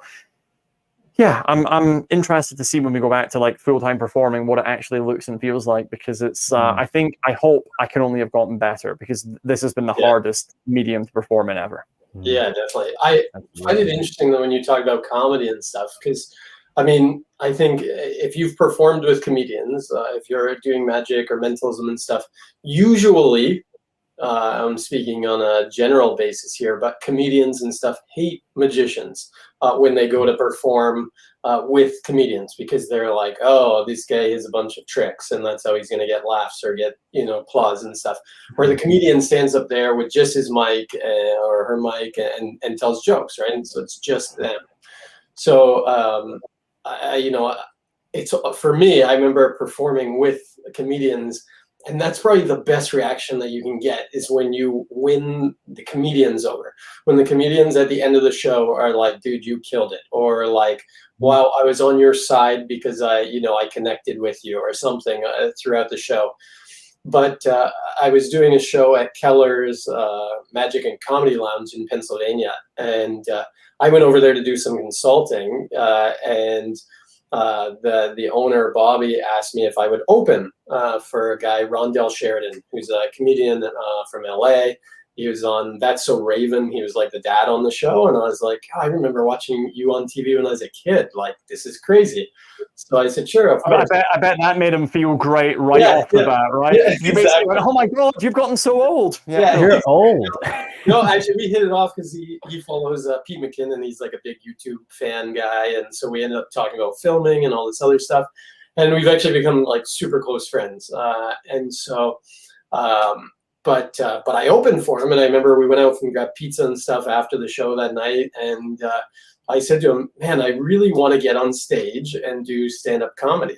And he was like, "Are you stupid? Why? Why do you want to do that? Like, you've got this good thing going with mentalism. It's great. You're having fun." And I was like, because to me, getting on stage with nothing, and I think that goes like with hypnosis as well. Like, you get on stage and it's yourself, right? I think it makes you such a better performer than someone that relies on their props or something else to get that applause. So hypnosis, you still have props; they're just people. But yeah. But yes, but you joke. But that is the point: is that you, as the hypnotist, you are a conductor, eliciting these amazing responses and things from people. And yes, they are props, but if you're able, so this is my thinking, is that people are the best prop, but then imagine using that and being able to elicit aspects of their personality from that as well. And in my head, I was like, imagine how much stronger that would be again. So I totally agree with what you say, but as much as you were saying to joke, I also think it's true. And that was my starting point for my approach to, I mean, you've seen the stuff I do, Blaise, like 100 times now, right? And you've like, and you see, I try and use as many people as I can, but not just to, like, so often people are just like, okay, pick an envelope, cool, stay there, pick an envelope, or pick a card, cool. Like, it's like you've so many missed opportunities there with like things that you can just get people to do and say, and like, yeah. So I'm all about finding the ways of doing that. But then, taking it to comedy clubs. And I think the big thing that comedians see, one or two things, comedians aren't idiots, and they know that tricks can be bought in a store, and you can just buy your set for, $10. But when a comedian sees that you're able to actually connect with an audience and you're able to communicate effectively and you're able to get laughs with stuff they've never heard before, and then you do the trick at the end of that, it's then like, it's like you're proving that you can, you've got the graph there of being able to actually do that same skill set. And then when you then hit them with the other thing, it's like, people are buying into you to start with, and then they buy into what it is you're doing. And so often people try and get the audience to buy into what they're doing first before they buy into them. And it just doesn't work. That dynamic just doesn't work, in my opinion. Not unless they're coming to see you at your show, but at that point they've already bought into you because they're there. But or at least half of the audience have bought into you, and the other half that got dragged along are about to be convinced. I always found a big thing as well, like working with comedians, was if you focus on their set as well. Like a lot of times I would, like if they're ripping on someone throughout the show, I may do a callback to that during, at a little piece in my thing. And then they were like, wow, you listened to what I was doing and appreciated that and stuff. Which I think is important. Being calm, by the way, being calm, I find, and being relaxed, the more relaxed I am on stage, the better my memory is. And I'm really good at memorizing loads of stuff that happens. And I'm then really good, like you're saying, at calling back to that information. And people for some reason love that, when really it's like what you said about hostage negotiation. You're just repeating back to them. Repeating back, yeah. I'm really good at listening. The funniest lines will be from the audience that you never would have come up with, Yeah. I mean, sometimes, the best lines come, and then you need to try and orchestrate how to make them happen every night. That's another thing altogether. Absolutely. But yeah. Well, do you want to get into the more? I know you already said that you knew more stuff was coming. Stuff that you were asked Is there more stuff? But should we ask Mike's question first? Yeah, let's ask Mike's question. So Mike was wondering, what does your EDC, your everyday carry, look like? I know for card people, it would usually include a deck of cards, but that's not you, so. Yeah, shit. What do I I mean, when you actually leave the house, which has been a while. Yeah. I have. Do you know what? I usually have a Sharpie with me or a pen, but that's more for like, I get weird ideas all the time, and I usually like to scribble down notes. I have my Alias wallet with me at all times, but it's through my bedside cabinet at the moment. I'm just looking to see what else is here. I mean, I've got myself. I mean, if I've got my cell phone and I've got my wallet and I've got a pen, like I can do a 45-minute show now. Like it's that simple. Yeah. But unless I'm working on something weird and unique and different, you know, just because he's we know he's here. I mean, I sometimes carry a survival kit just to play it safe. Yeah, and X was asking, of the 1,000 hook gimmicks you have, which one is your favorite? Yep. By the way, if he hadn't sent me that many, I would never have worked out. I've got a routine with it that I do now that I was telling Blaise where I can get the person. I need to be careful how I say it, but it's a very clean version of it now. And I'm, you know, when he finally sees me do it, I think he'll hopefully be quite impressed with the additions I've added to it. But yeah, my wallet, a pen, my phone, like nothing. I'm also not the guy that when I'm at the house wants to perform constantly. And it's weird. Usually if I get recognized as, oh, you're the guy from AGT or whatever, people just want a photo and then that's it. It's like, they don't say do something. It's bizarre. It's almost, yeah, it really, I mean, if people did say do something, what would I do is more the question you're asking. I would probably have them think of the name of someone and then tell them what name they're thinking. I just know how powerful that is. What other things have I done? Oh, like usually, so there's a thing in the show that I do where I can tell people their date of birth just by asking them to lie to me. And then usually people want me to tell them their date of birth off stage. So like I've come up with a bunch of ways to know someone's date of birth. Like when someone says, when's my birthday? To just then tell them what their birthday is. But I don't really carry much for that. What am I carrying at the moment? Again, I'm looking around here. I don't know if I can show it to the camera because it's not been released yet. But Christian Grace sent me his Switch 1. Have you guys heard about this?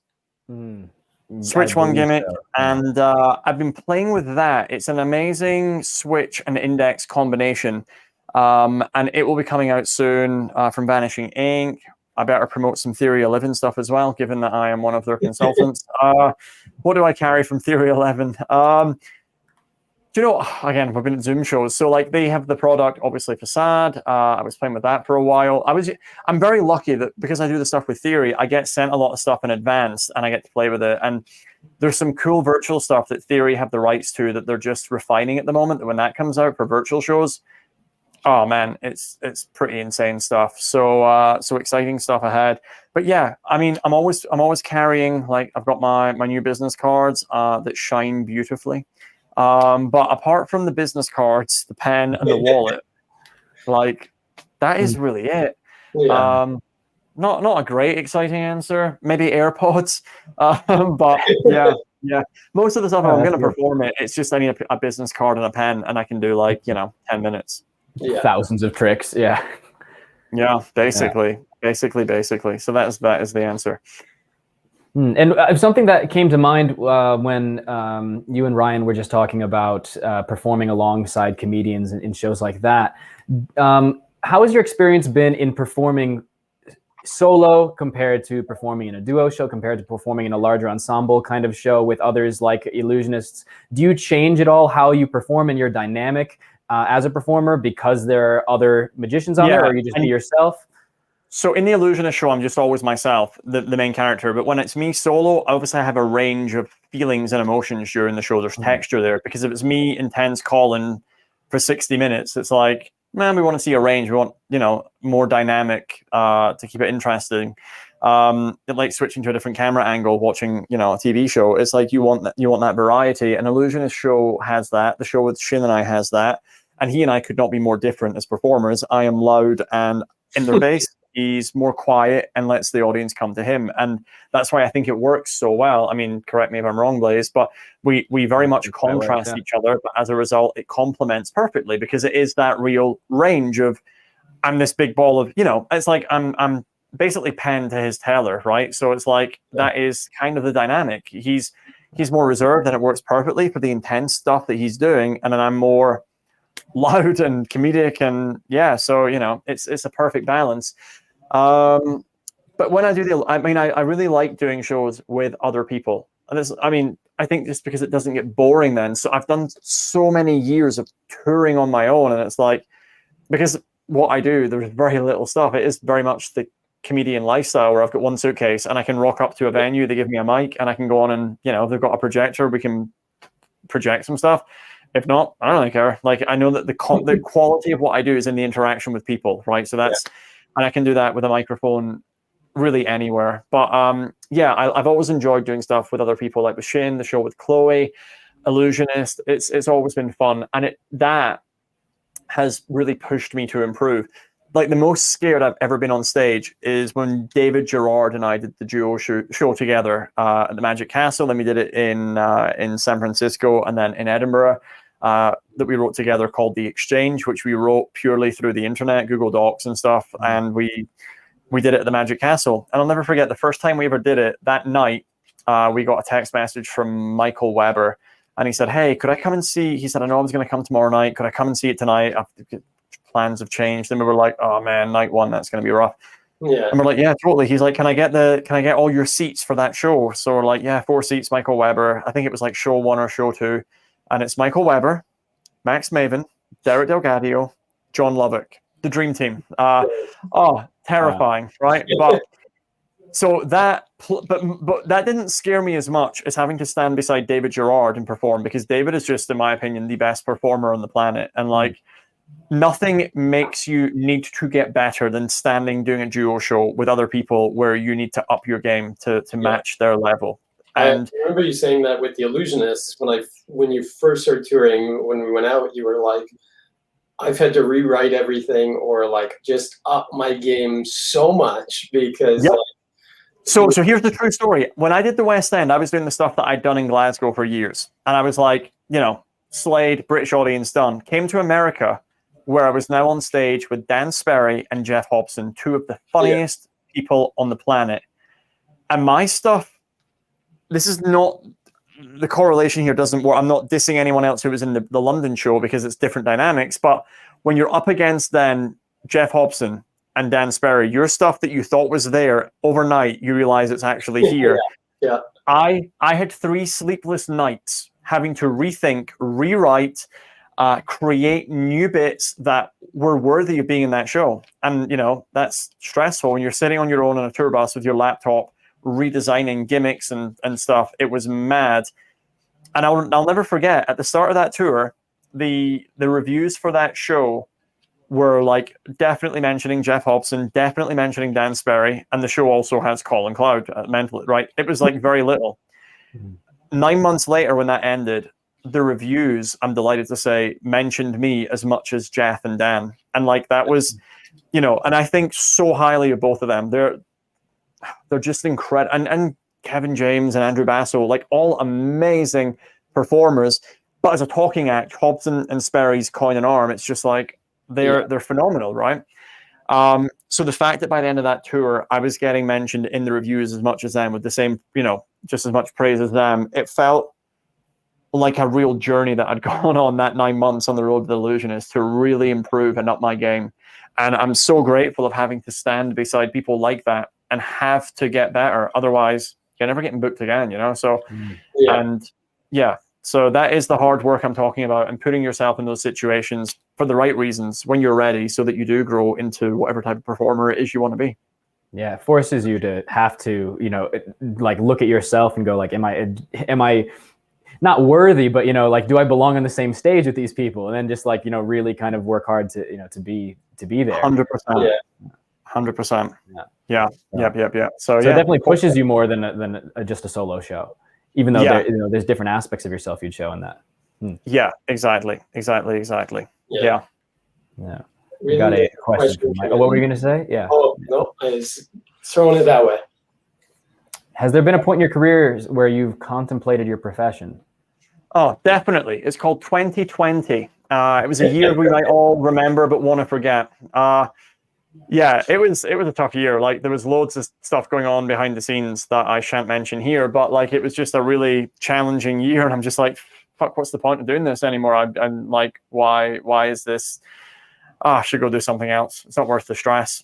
And yeah, but but then I realized I've done this ever since I was a kid, and I love doing this, and it's the thing that I'm best at. I'm the most passionate about this thing. Like I said, I take it very seriously, and I love it dearly. And no, I definitely want to keep pushing it now and just grow it into whatever the next iteration of that thing is. But yeah, it's definitely crossed my mind of being like, I'm also lucky that recently I've been helping write the Now You See Me 3 movie, and being able to come up with the magic and the mentalism and the kind of magic plot of how things will be done in the movie with that. Mm-hmm. So so it's been fun working on movies as well. So that has been, an interesting other thing that has happened this year, and bringing all that magic knowledge to something like that, and being able to do stuff that can be exposed in a way where it feels like it's not methods we would actually use, but it still feels clever to the audience, like, wow. And so that's been fun. And then you kind of think, oh, maybe I could just do more of this, but then I would miss performing too much, I think. Yeah, it's interesting.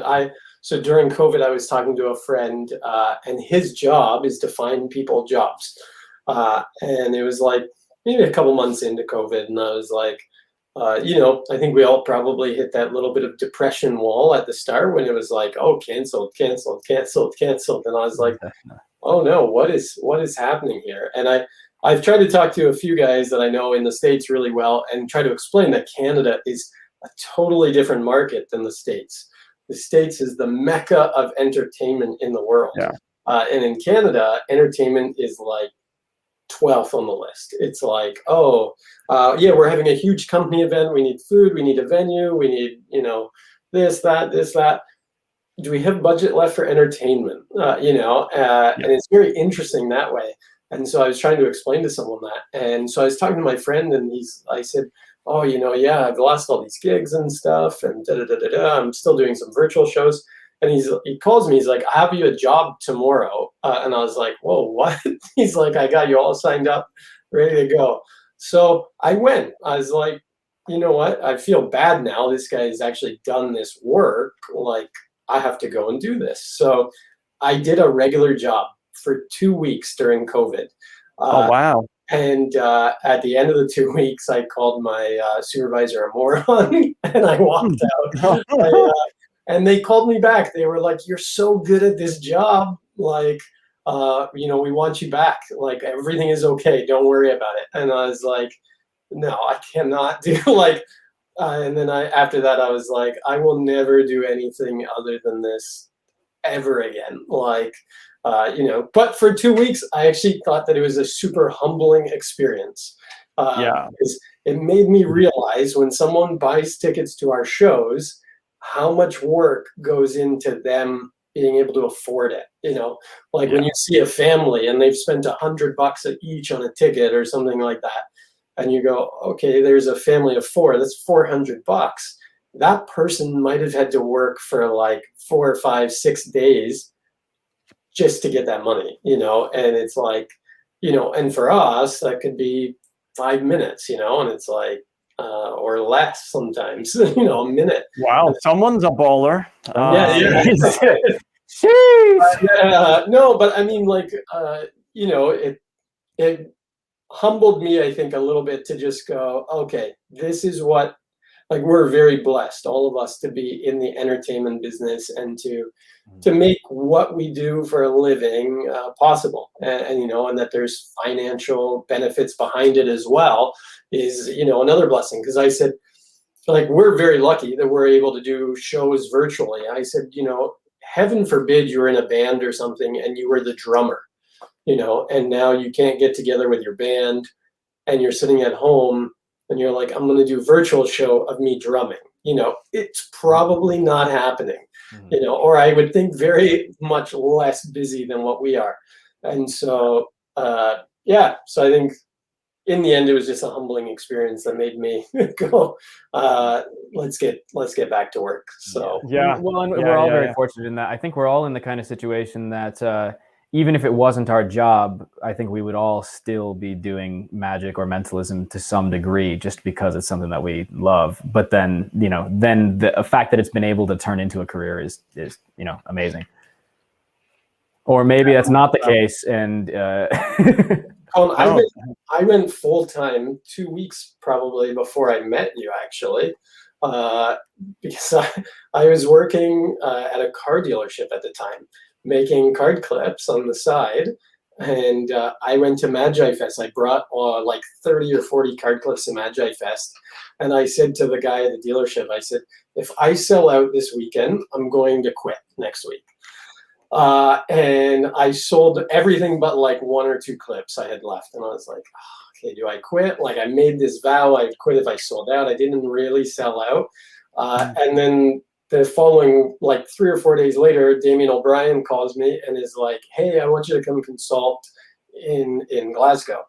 And I was like, okay, I just took like 4 days off work. Like, how long do you need me for? And he's like, well, it'll probably be 2 weeks, but it could be up to 3 months, depending on what we're going to end up doing.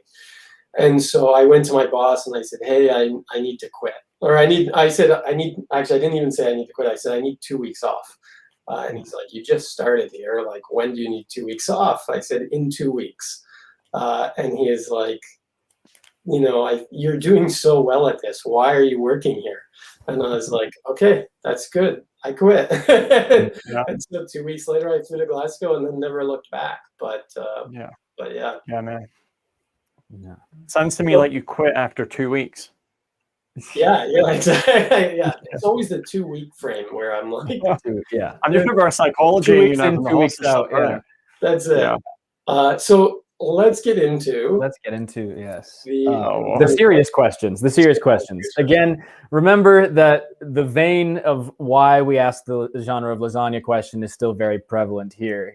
This is about finding out how cool you are, dude. We already know you're really cool. We actually didn't even ask the follow-up question to the lasagna question. Oh yes, about the two. Yeah. Okay. You asked that. Yeah. So if you were to bake a lasagna of your favorite genre, if you were to bake a lasagna and then you were to bake a second one, if you stack the second one atop of the first lasagna, how many lasagna do you have now? Just enough. Just enough. Just like not too much, not too little. Just as long as it's left for a day. He's got the Goldilocks approach. Yes, it's just right. Yeah. It's the perfect amount of lasagna. But if you had to answer 2 or 1, what would you say? We're just trying to see how you think. What would I say? I mean, it's like adding haystacks together, right? It becomes one big haystack at that point. So like one big lasagna. I appreciate your perspective, but what if the first 2 starting lasagnas are different genres? I mean, you can have. So hold on. I'm gonna get kicked out. I'm gonna get kicked out. Right? Yeah, he's like, Blaise, you're not staying here tonight. Go. But, hold on.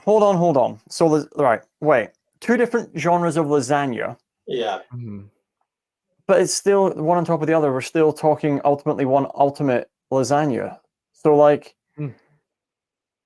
that's very unifying, that's very okay let me try this instead then. It's 2 lasagnas. Interesting. Okay, I just want to see how you wow, because I'm now going to play devil's advocate on myself, because technically all that's happened is a car crash lasagna situation with what I can only imagine is bolognese sauce squirting everywhere, acting as the blood in this car crash like scenario. Yes, but we all know that those 2 cars do fuse into one for at least a moment. That's true. No, absolutely. Yeah. The bolognese wraps around the conversion of energy there. Yeah.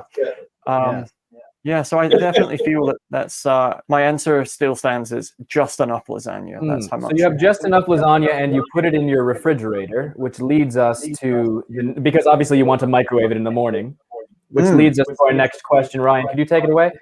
I could. So what, the first. Do we have the slide for it? Oh, that's the question. We're getting a little bit of echo, I think. I don't know if Colin, maybe you turned your volume up or something, but I've not touched anything. I've not moved. I'm not even near the desk.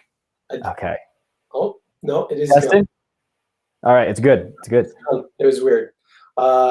So, Colin, how do you put a giraffe in a refrigerator? I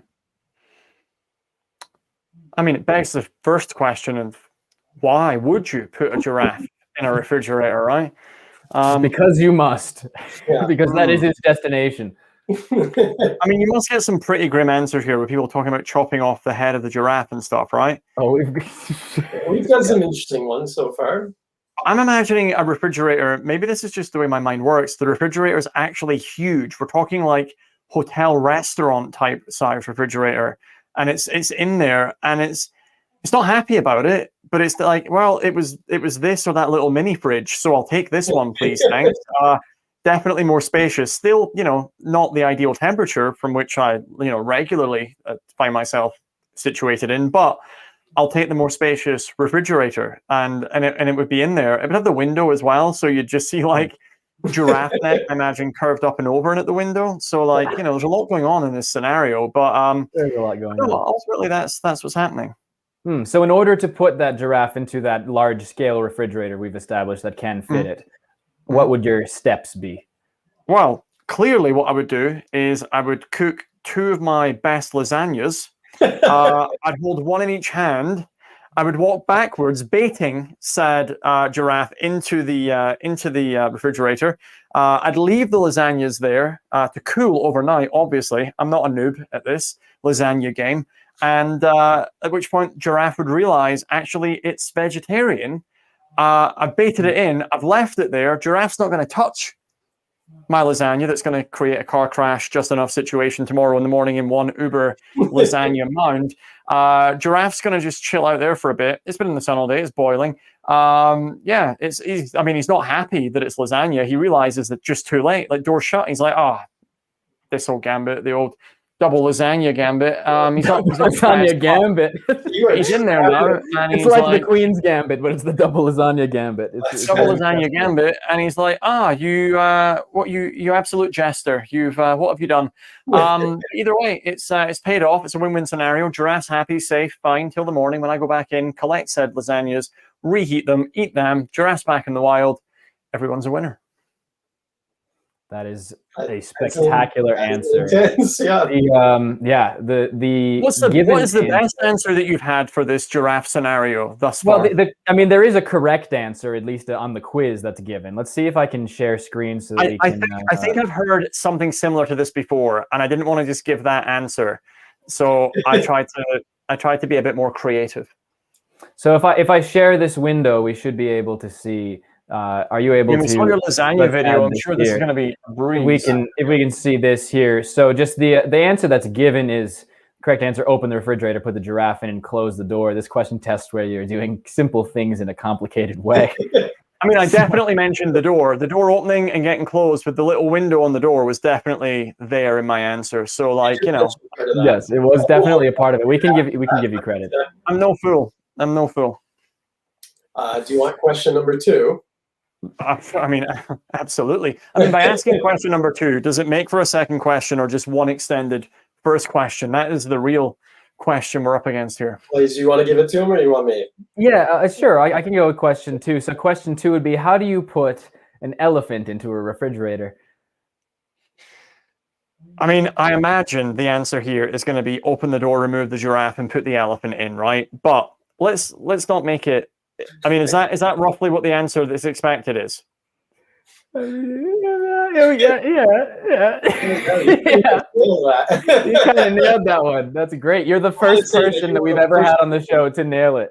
You are right. The first So I don't want to accept that answer, which was my own, a given of my own free will. But let me give you a more interesting answer. So ask the question again, because let's now you're making me think about it logically, and that's no fun. You put an elephant into a refrigerator. How would I put an elephant into a refrigerator? So I want to. I think it's more difficult than the giraffe, correct?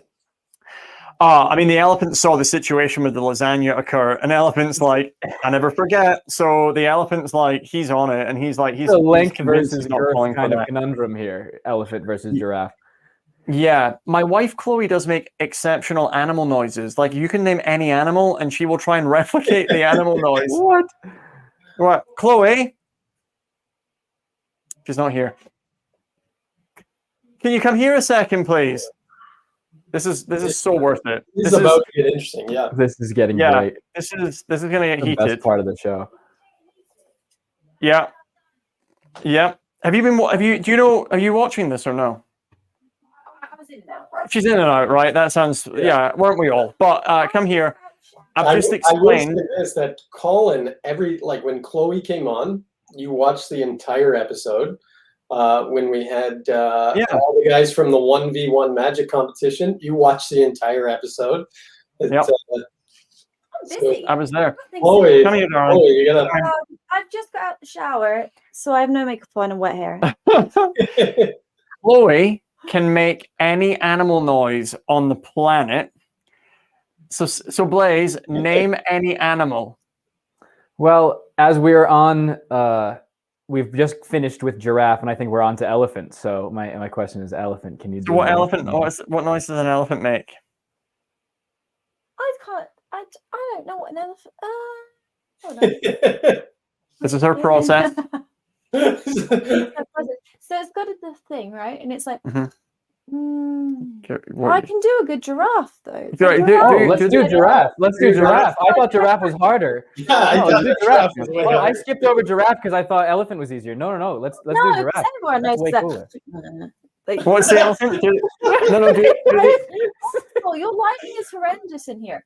The giraffe, the elephant is like what's kind of like piggy, but Do it nice and loud. like it's not like that. I can't do elephant. Go back to giraffe. Right, do the giraffe now. Giraffe is Guinea because it's like a horse, but it begins with a G. Thank you, darling. It's my favorite. Her logic on animal noises is amazing. She's like, just make it sound like a similar looking animal that I know, but I'll add some of the letters from your name. She combines real animal noises with Pokemon. That's what she does to result in the animal noise. That was Picane. Yeah. Guinea. So basically, I would invite Chloe to bait the giraffe out using that very accurate giraffe noise, and then lure the elephant in with what was clearly an elephant mating call / cry for help, and that's how I would do it. You're welcome. Thank you, darling. That was the highlight of the show right That was there. really a highlight of the show. Guinea. That was a great answer. I was expecting her to just like pretend it was like an eating, like eating leaves sound, but Guinea is so much more creative. Because I knew that you went to elephant because I was like, he's not going to say giraffe because who knows what sound a giraffe makes, right? Yeah. Chloe does. Chloe does. Yeah. She's spent many years in the rainforest. The giraffe hunting whisperer. down the rare Giraffe giraffe. Yeah. Oh, have you got any more tough questions? Oh, by the way, this is also the point where if this is like, because I know you both, like if you want to ask any like really hard questions or like real questions that you would never normally ask people or never think, can we ask that or not? Like, let's just cut the shit, right? 2020's happened. We're all on here way too much. Let's not be wasting our time anymore with frivolous antics. Let's get into the real shit. So if anyone wants to know anything, get it asked because let's not be fannying about here, okay? So we can get to the real shit, but we've got to complete the serious shit. We have a couple more questions. Serious shit first, yeah. So would you like to get to question 3, Ryan? Sure. The Lion King is hosting an animal conference. All the animals attend except one. Which animal does not attend? Which animal does not attend the Lion King conference? Is this like a trivia question? Is there like an answer in here that I should know, or is it like a? There is a correct answer. There is a correct answer, yeah, but it's it's a thought-provoking question. Yeah. Is it because the elephant's still in that fucking fridge? Man, he's good. Man, he's so you're good. good. Man, You officially beat everybody else. you've beaten everyone so far. Dude, This is real life great. Sherlock Holmes. My memory is exceptional. Three for three. This is what we were missing was the mentalist this whole time. Yeah. Yeah. I knew that it would be tougher. But there is a fourth and final question. Okay, here we go. I want And to complete it's this tougher. quadrilogy. So the final question. There is a river you must cross, but it is inhabited by crocodiles. How do you solve the problem? A river that I must cross, and it is inhabited by crocodiles. Mhm. How do you solve the problem? You get a Guinea. I mean, I'm just thinking, can I involve Chloe in this in some way, shape, or form? See, I'm now trying to go full circle here. I'm trying to see through your Inception like question shenanigans here and beat the Matrix to work out how this all ties together. A river that's inhabited by, but a river is this a fast flowing river, or is this, because we've all seen Live and Let Die where Roger Moore like runs over those crocodiles or alligators like exceptionally well. This is just like a Florida lake river. Yeah. Everglades Okay. kind of river, inhabited by crocodiles. And I need to cross it. You must. I need to, or I must. You have must. to cross it. You have to cross Okay, I'm it. just interested in the wording. Okay, and then, okay, must cross it. Crocodile. How many crocodiles are we talking? Potentially hundreds. But yes. And An I can't use overwhelming the amount elephant. potentially. I can't use it because, like, the elephant's now delighted that I've let him out the fridge. He's like, "Listen, thanks, man. Really, I didn't want to go to that conference. I've been at enough freaking Zoom meetings. I've watched enough freaking magic, online bullshit. So, like, really took a bullet for me there. So, thanks, man. You got me out the fridge. Get on my back. We'll cross this river. Everyone's happy. There's none of that going on, no? Let the elephant get eaten slowly as you try to cross going down like this. It's trampling, demolishing these crocodiles. We have no idea how deep this river is, though. We're assuming you can't stand up in this river. Yeah, you didn't say ocean. You said river. I imagine the river's not going to be that. Okay, and how wide is this river? How? Because a river could be. This is Loch Ness. It's not a river. It's a loch. You've just by definition explained. Okay, all right. The River Thames. Okay, so we're crossing the Thames. Yeah. A load of crocodiles, and I've got It is no like. inhabited by crocodiles, yeah. Can I build a bridge? Can I get a flight? Can I, like? No, you got to get there. You gotta cross it. I've got to cross it. I've got to get in the water and cross it with the crocodiles. Huh. Yeah, this might have me foxed. I was all confident there after the old the fridge. I thought I'm on a roll here, and this is going to be easy. And now I'm like, crocodiles. Oh, but wait. Would the crocodiles not be at that conference? Ladies and gentlemen, the greatest officially the IQ test. You officially won the IQ test. Biggest brain in magic. That's why I asked if you had seen the episode last week. I specifically to this. Oh, listen! I swear on the lives of my cats, I didn't know you were going to ask this. I have no insight. I mean, you saw me struggle. It wasn't like I blurted it out, But then again, I know how to deliver information after a sentence or two, so maybe I did. No, I didn't.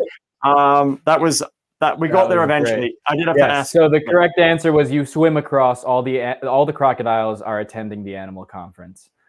Yeah, and that was extraordinary. That was really great. Wow. The crazy thing about the test is that most young children do incredible at it because it's very simple things, right? Where most adults fail because we try to complicate things. So I believe that. I believe that. Absolutely. So, yeah. Wow, that was really great. We love the creative answers that we get out of this. I love that you were like, no, I'm pretty sure this is the answer, but I reject that. Let's go. Let's go for the Guinea Gambit. Yeah. Way too easy. Just take the giraffe out and put that's too simple. Mm-mm.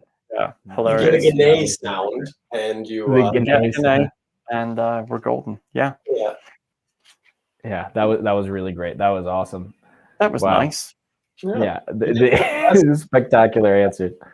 So, someone asked a question, but it's not in English. So, Mohammed, if you can type it again in English. You can Google Translate. That would be wonderful. And also, I don't know what I just put on screen. So, you know, I have no idea what it says. I only it's demonetized. Yeah. So here's a question, because you said we could ask whatever. What is the most nervous that you've ever been before a performance? The very first time I walked on stage at Britain's Got Talent, when I walked out, and it's the only time in my life my mouth has completely dried up. I've never had that. And I went to speak, and like it was, my tongue just stuck to the roof of my mouth, and I remember thinking, what's happening here? But that was way back in like 2000 and oh my goodness, 9 maybe I did that. And Simon Cowell's there, and David Williams, who I love and respect as a comedian, and my mum and dad in the audience. And it was in the Edinburgh Festival Theatre, which was 3,000 people, and there's cameras on you, and it's, you know, it's daunting. So yeah, I thought I was prepared. I got out there and my mouth just completely dry. That is the most nervous I have ever been of any performance ever. And like in my days of sketch comedy with The Color Ham, which is me and 2 other guys, like I had to do stuff on stage where I was almost completely naked, and that didn't faze me as much as being there with Simon Cowell did. But it was funny because then I did AGT, and that felt good and chill. Apart from when they change things on you like last minute, and you've then got to come up with other methods in the morning of, and you're like, oh, that's exactly what I David. But yeah, apart from that, only time in my friend.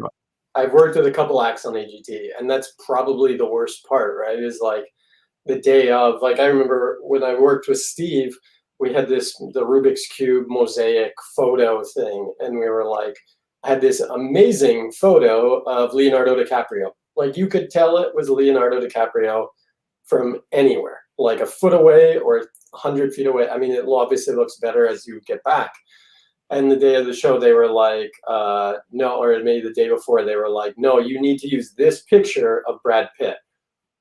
And Brad Pitt looks like, with Rubik's Cubes, like every other guy, because it's not like, there's no like really great facial features that just stick out, right? And it was like, do we have to use this photo? Like, look at what we have right here. And they're like, no, this one. And, you know, and in the end, I think that's probably what cost him going on to the finals, because then Howie said, that looks like me. And so it was like, you know, and it was like the worst answer that he could have got. But and I know, I think it was Dan that told me as well, like Dan's final round on AGT as well, he didn't have that routine planned at all. And they were like, you need to change your routine. Maybe I'm wrong by that, but I think that's what I recall hearing anyways. But yeah, funny. Yeah, I believe it. So yeah. But at least I felt like I was more of a competent performer by then, and I had the flight time to cope with it. But yeah, definitely intense. What other hard questions do you want the answers to? Well, I mean, we can go, you know, with a couple softballs. Here's the thing, right? I remember on your competition, Blaise, Ryan was a guest judge, and Ryan was like really, you know, playing, you know, Billy Big Balls, and he's like, I'm gonna be very ruthless. Billy Big Balls. And Ryan came in, and he couldn't have been nicer. He came in from being this, you know, I'm gonna be ruthless, and it's like, out of 10, 11. And I'm like, oh. And I drew you, and he was like, I drew you a happy little face. Yeah. That's no, Ryan's situation broke you. I only gave a 9. Like a 9 was, I never gave any 10s, I don't think. I think I was the only judge not to give straight 10s to someone. But it was, I would agree, because Chloe said the same thing. Once you hear Blaise and Mike go, we're going to give that routine an 8. And they've been watching Magic all week. I'm like, how do I give that a 4? You know, and it's like this person like really worked hard on this. Sometimes anyways, sometimes you could tell more than others, but I was like, I can't really give this person like, you know, the comment like, you really need to practice. Like, you know, like stop. It's definitely tough doing that in a public forum where there's other people watching. You don't want to sound like an asshole, but at the same time, I think it depends on what people, and I don't know this, but what people think they're getting up and into rather, and are they expecting to be judged honestly and fairly, or are we being nice about it? And yeah, but my point was, I just thought it was very funny that you're like, nah, I'm going to be really harsh, and you're like, oh, everyone, let's group hug and let's all just share the power together. I was the most entertaining judge at the end of the day. You were very entertaining as a judge. You had your popcorn. You disguised your scores within different things that you drew as you were scoring the act. It was good. That was why. But that's the thing is like, you could have answered first your scores, and then you would have been able to be the harsh, and that would have set the tone for us. It would have but you were always the last one to answer your scores because you wanted to fit it within a masterpiece. Yeah. As we gave our scores. But it was funny because I think the day after you was Anna, and then she didn't. She was like, "Oh, I'm gonna just say honest whatever," and she gave it some of the real scores. She gave some low scores. I mean, I always try to be very critical with my comments about like, that story made absolutely zero sense, and so like the one guy I still remember because he talked about Avengers. And then at the end of his routine said, I've never seen the movie. And I was like... Yeah. We were like, that's why it made no sense what you were talking about with the Avengers. Not the best guy. Yeah, no, I mean, he was still a great guy and stuff, like, no doubt. But I think in the end, I was like, that didn't happen in the Avengers. And he's like, well, I've never seen the movie. And I was like, well, hang on, you're doing a routine about it and you've never seen the movie? Like, that doesn't even make sense, Yeah. So, but yeah. Okay, let me give you a hard-hitting question. All right. Let me think of like a really good one here. Okay, give me 10 seconds. Let me get... the reason I'm saying that is because it's you guys, and I know you, and it's like, again, so often we watch these things. Like, I learned very early on in quarantine, like, some of the people that I respect most in magic, who are great magicians, like, they're not the most exciting of people, right? And you would watch them give like a load of interviews and stuff, and you're like, wow, the tricks are a big part of what makes you great, which is not a bad thing. But I just got so bored of watching this stuff early on because it was just like we're on Zoom constantly, and it's like I want to make sure that if people are still with us and they're tuning in and they're watching, that they at least get some value for their time. So like, ask me the shit that I've never answered before that you can't see anywhere else. And here's my question for you. Because I know obviously you came from doing comedy and stuff like that as well. What is the most, I'm going to say, blue collar, I guess, comedy thing that you've done, or like where you've just crossed the boundary and you were like, oh shit, I just crossed the line? And then second, have you ever had an audience member do something on stage that crossed the line for you where you've had to send them away, like send them off, or have they done something like, an altercation on stage? Yeah. This is the one thing I'd rather not talk about, if that's cool. In the sketch show that I mentioned, The Color Ham, like we did some pretty like raunchy stuff, and like, it was an 18+ comedy sketch show where we'd bring people up and really mess with them and do like magic and hypnotism and mentalism on them in a way that was like, one routine that we did, we would come out and we'd be teaching the audience what misdirection is, and something would vanish. We'd bring someone up and something would vanish, and we'd show them how. But as we're in the middle of it, the other guy, Gavin, would come out with a glass bottle and be like, "Guys, I've just invented a game." And we're like, "Dude, we're teaching the audience can this wait?" He's like, "No, listen, I've just invented a game, and I think we should all play it right now." And we're like, "Right, okay. What's the game?" And he'd be like, "Right, we need a bottle." And he's like, "Oh, got a bottle." And then a table. Yep. And I need 4 people. And it's me, 2 other guys in the show, and then a spectator who's a guy as well. And we put the bottle on the table. And basically the game is, he's like, "I don't know what to call it yet, but basically the idea is that we spin the bottle, and whoever it lands on, I kiss them." And we're like, "Mate, that sounds like spin the bottle." Fucking brilliant. That's great. And let's play it. And basically it was just me and 2 other guys kissing on stage and making this other guy like really uncomfortable. But it built to then like the bottle getting passed through the guy and doing all this other like, clever stuff. And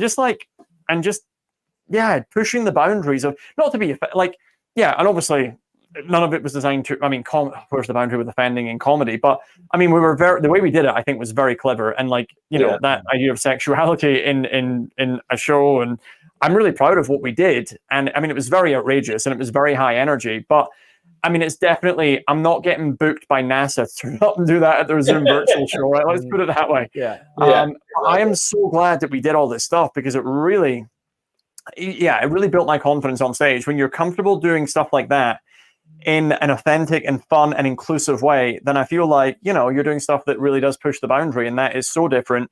And we definitely got noticed at the Edinburgh Festival from doing that show. And not everyone was into it. Cool. But the people that were into it, they came back year after year to watch the other stuff that we did. And we did like a seance on stage, and we'd contact the dead pet, her first ever dead pet. And we'd do a seance, and we'd resurrect the pet and shit. But I'd also be revealing all the information, and I'd say to Gav again, who was like more the comedian in the show, the out and out comedian, go get the board I've got with the letters on it for like, when we're spelling. He goes, yeah. And he'd come back with like Scrabble and shit like that. So like there was really like, so we had a lot of good beats and stuff in it. And he'd be like, come out and be like, what are you up to? And I'd be like, oh, seance. And he'd go, ons. Like, so like we just had these little, it's so silly, but like when you see it then built in with all the magic, it was a joy to perform on that stage. And Gavin Oates, out of the two, he's someone I've mentioned a lot before because he was the owner of the speaking company Tree of Knowledge that I became a part of, and then learned how to perform by basically modeling him and learning comedy from him and timing and rhythm. And so to then be on stage with him was a joy. And Kevin McMahon, now Kevin Quantum, was there as well, and it was just chaotic. And it was at the Edinburgh Festival, and it was just a joy. Things that have happened on stage where people have had to send them away. One night in Glasgow, there was a guy who's been really rowdy. But I had this bit, and I've only ever done it once, but I would do it again, where this guy was just like shouting stuff and just wanted attention. I said, look, I'm going to use you for this. So I've got a £5 note here. I want you to sign your name on it. I'm going to give you 10 minutes. 10 minutes to hide that as far away from here as you can. Like make it somewhere that like I couldn't just find it. And then come back, and I'm going to make it reappear. So he then, and he goes off, and he's like, cool, done, signs it, boom. And I get to the end of my act, and I only had 5 minutes left. And this guy, obviously not back yet. And I got to the end of doing like the numbers routine that I do. And just before I did it, I went, and just for anyone wondering about that £5 note, and I basically, I mean, it's a comedy club thing. I leaned in and went, best fucking £5 I have ever spent. I've been called, and then basically just sent the guy out. So that's awesome. Like my golden heckle stopper right there is paying someone off literally to leave the room. That's fantastic. I love that. That's so really good. let me ask you this as well. And sorry, Blaise, if you've got a question, but mentalist to mentalist, I know I do the same thing where we tell people that what we're going to do is not real, that it's, psychology, all this other stuff. But I know with my show all the time, and I imagine 100% with your show, you still get people that come up to you after the show that, do not believe you and believe that what you're doing is real, that there's no way that it could be, magic or whatever you want to call it. But, what is your approach? Like, I've had people come up that were like, oh, have you read this book from these yogis? Like, they are able to travel through walls and all this, and it gets, like, some of the stories, I'm sure we could give stories back and forth. I mean, I've had people turn up to the Edinburgh Festival show. One woman who will always stick out in my mind, she flew over from India because her daughter was missing, and she'd seen me on TV, and she flew to Scotland to ask me to fly back to India with her to help find her daughter. And I'm not exaggerating, this really happened. And, like, I'm very cautious with how much time I then spend around those people with the level of hope that they think they're getting. So I made sure that she got help from the theatre staff and was looked after and stuff, and checked in with them that she was doing okay. But yeah, I mean, it's insane that people can't delete. So this is why when, Mike asked earlier, what do I have on me? I don't really perform much when I'm off stage. Like, unless someone is really authentically asking because they would really love to see it and I feel like they'd appreciate it, I don't perform unless it's on a stage. Like, I like to kind of set the boundary of where we do stuff. Even when Shin and I have done the meet and greets after the show, and I'm even cautious about what I do there because I now feel like I'm off the stage, and I want to be clear that is a theatrical production. And I make it clear. I at least say, do you know what? I use all those skills now just for entertainment. And I do kind of make it. So even if people want to believe that it's psychic, which that's on them, I definitely don't claim it. I definitely don't not claim it, but like I'm also claiming that it's more Sherlock. So, you know, whatever. It's a show, and I want that experience to be magical. But when we come off the stage, I'm like, oh, listen, I only do it on stage. I only use this for entertainment now, and I just kind of like leave it there. I also did a show famously in Scotland where I was up against 5 quote unquote psychics in Edinburgh. Nice. And I went on first, and I did my Q&A act. And the psychics came up to me, like flocked. My dad was there, like filming the show, flocked to me after, and they were like, "How did you know all of that?" Now, if 5 psychics are asking me, "How did you know all of that?" Number one, clearly you're not that psychic. If you have to ask. But secondly, the fact that they then went out and had to perform after that and didn't get anywhere near the hits. They're doing it for different purposes and messages and mediums and psychics there that night. But yeah, so I think I made a point of differentiating from that world because I then used that in my press releases and media that, you know, he's with his skill set, he's more accurate than psychics are and stuff like that helped early on. So yeah, but again, what I have had though is people at the end of Illusionists saying, yeah, those magicians are great, but what you do is like real. Yeah. And again, this is what I do like. I do like that it feels when you watch another magician, whether it's a magician with a big box, whether it is Dan Sperry with the doves, it feels like for the magic to happen, you need those things. And I'm not taking anything away from how great they are, but it does feel like with me, I am the thing. I am the thing that makes this happen. And that's what I strive for. And I don't shy away from it, but I definitely don't make it seem like I use or can use these powers, abilities, skills for anything more than what I'm, you know, doing with them already. Yeah, no, and that's what I love about it. Like you said, at the end, no matter how much you explain what it is, people still feel like compared to magic, it's real. Like, and I think that's what magic always was before, like back in the day. And then I felt like that obviously as people got smarter with magic techniques, that realness went out the window. And now, you know, no one sees a card trick and goes, oh my goodness, this guy is magic. Unless it was like David Blaine. I'll give David, I think, crossed that boundary line when he first came out because people were like, oh, that guy does magic, but it's not like he's not like he's magical, right? It's like everybody thought that there was something different about him. But I feel like mentalism still crosses that line where people, you know, really question, no matter how much you tell them, no, that, you know, no, maybe he's lying, you know? Yeah, I think it's the experience that you build with it though, because you could easily, you know, there's one thing in having someone pick a card and saying, think of it, 4 of hearts. It's like, oh, how did you see that?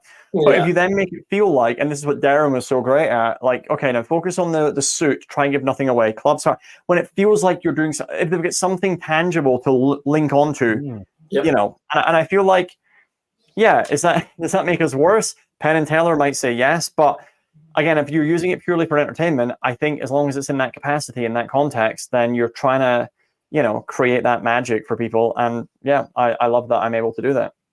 Well, it's similar to like what you were talking about with your work with Now You See Me, of trying to give people the impression that they're getting a peek behind the curtain and seeing a method that would actually be used when it's entirely separate. And you're using other techniques in order to give that impression of it being an actual legitimate method, you know, and then it becomes, you know, a really compelling experience for, you know, for the audience member, because they're just like, I can't believe he's actually doing this when there's, you know, there's no way that that's actually it.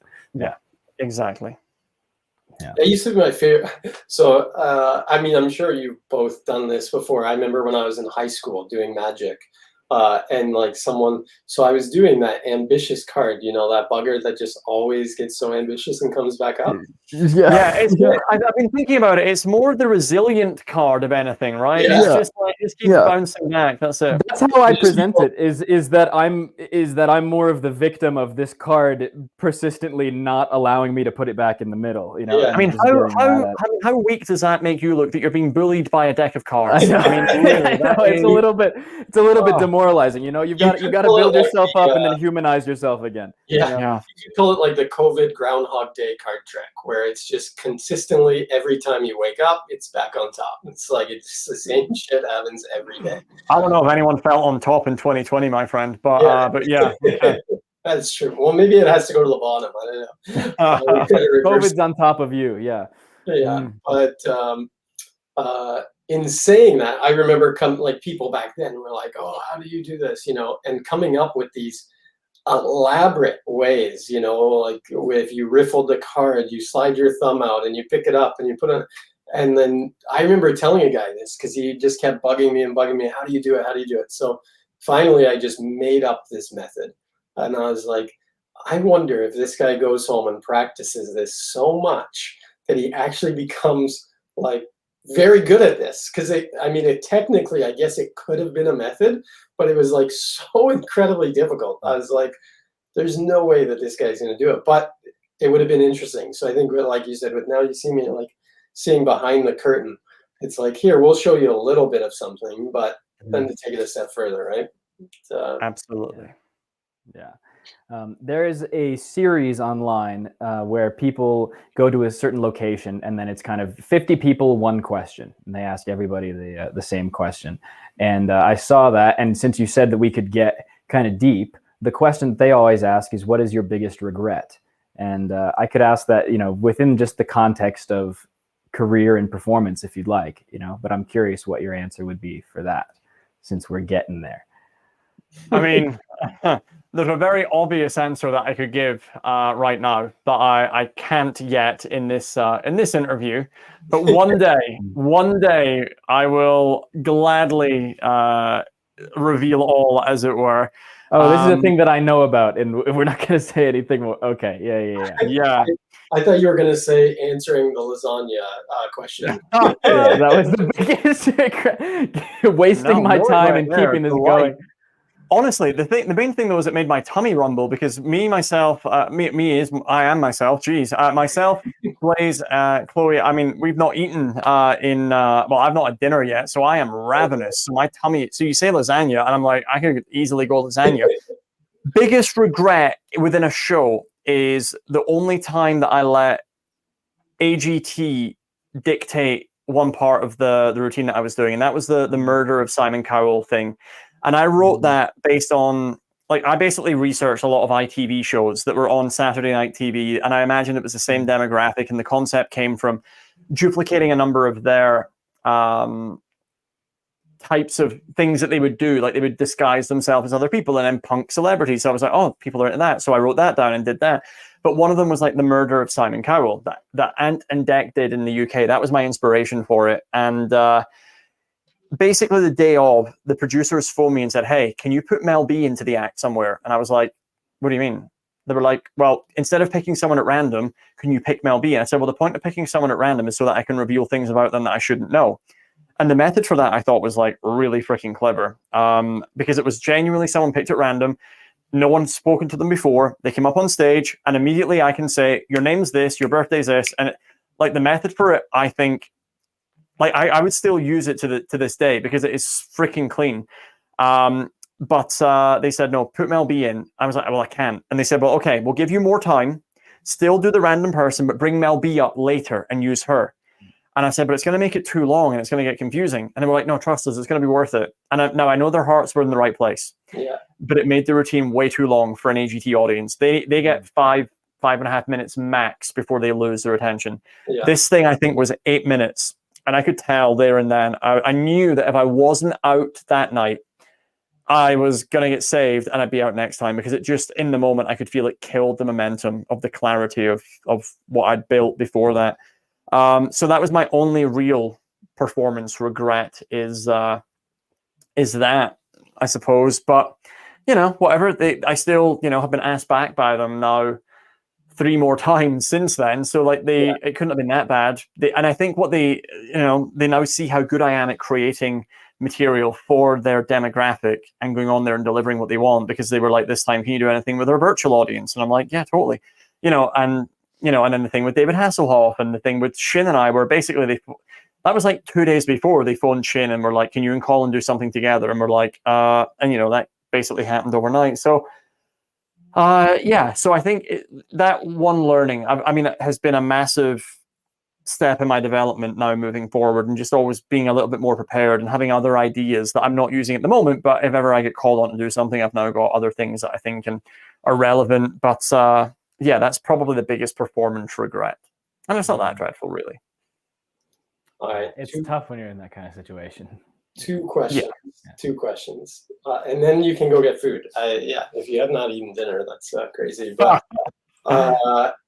two questions. One is, do you have a show, like your most embarrassing show? Like the story where you go, if there's a starting out magician, I always tell people, or mentalist, I tell people all the time that ask, how did you get to where you are? I say, you do 1,000 shows and then you're good. And then you do 1,000 more shows and you might be great.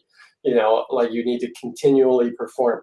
But I will tell people, I did this show back when I was 17 and it was like the worst experience of my life, right? Do you have one of those?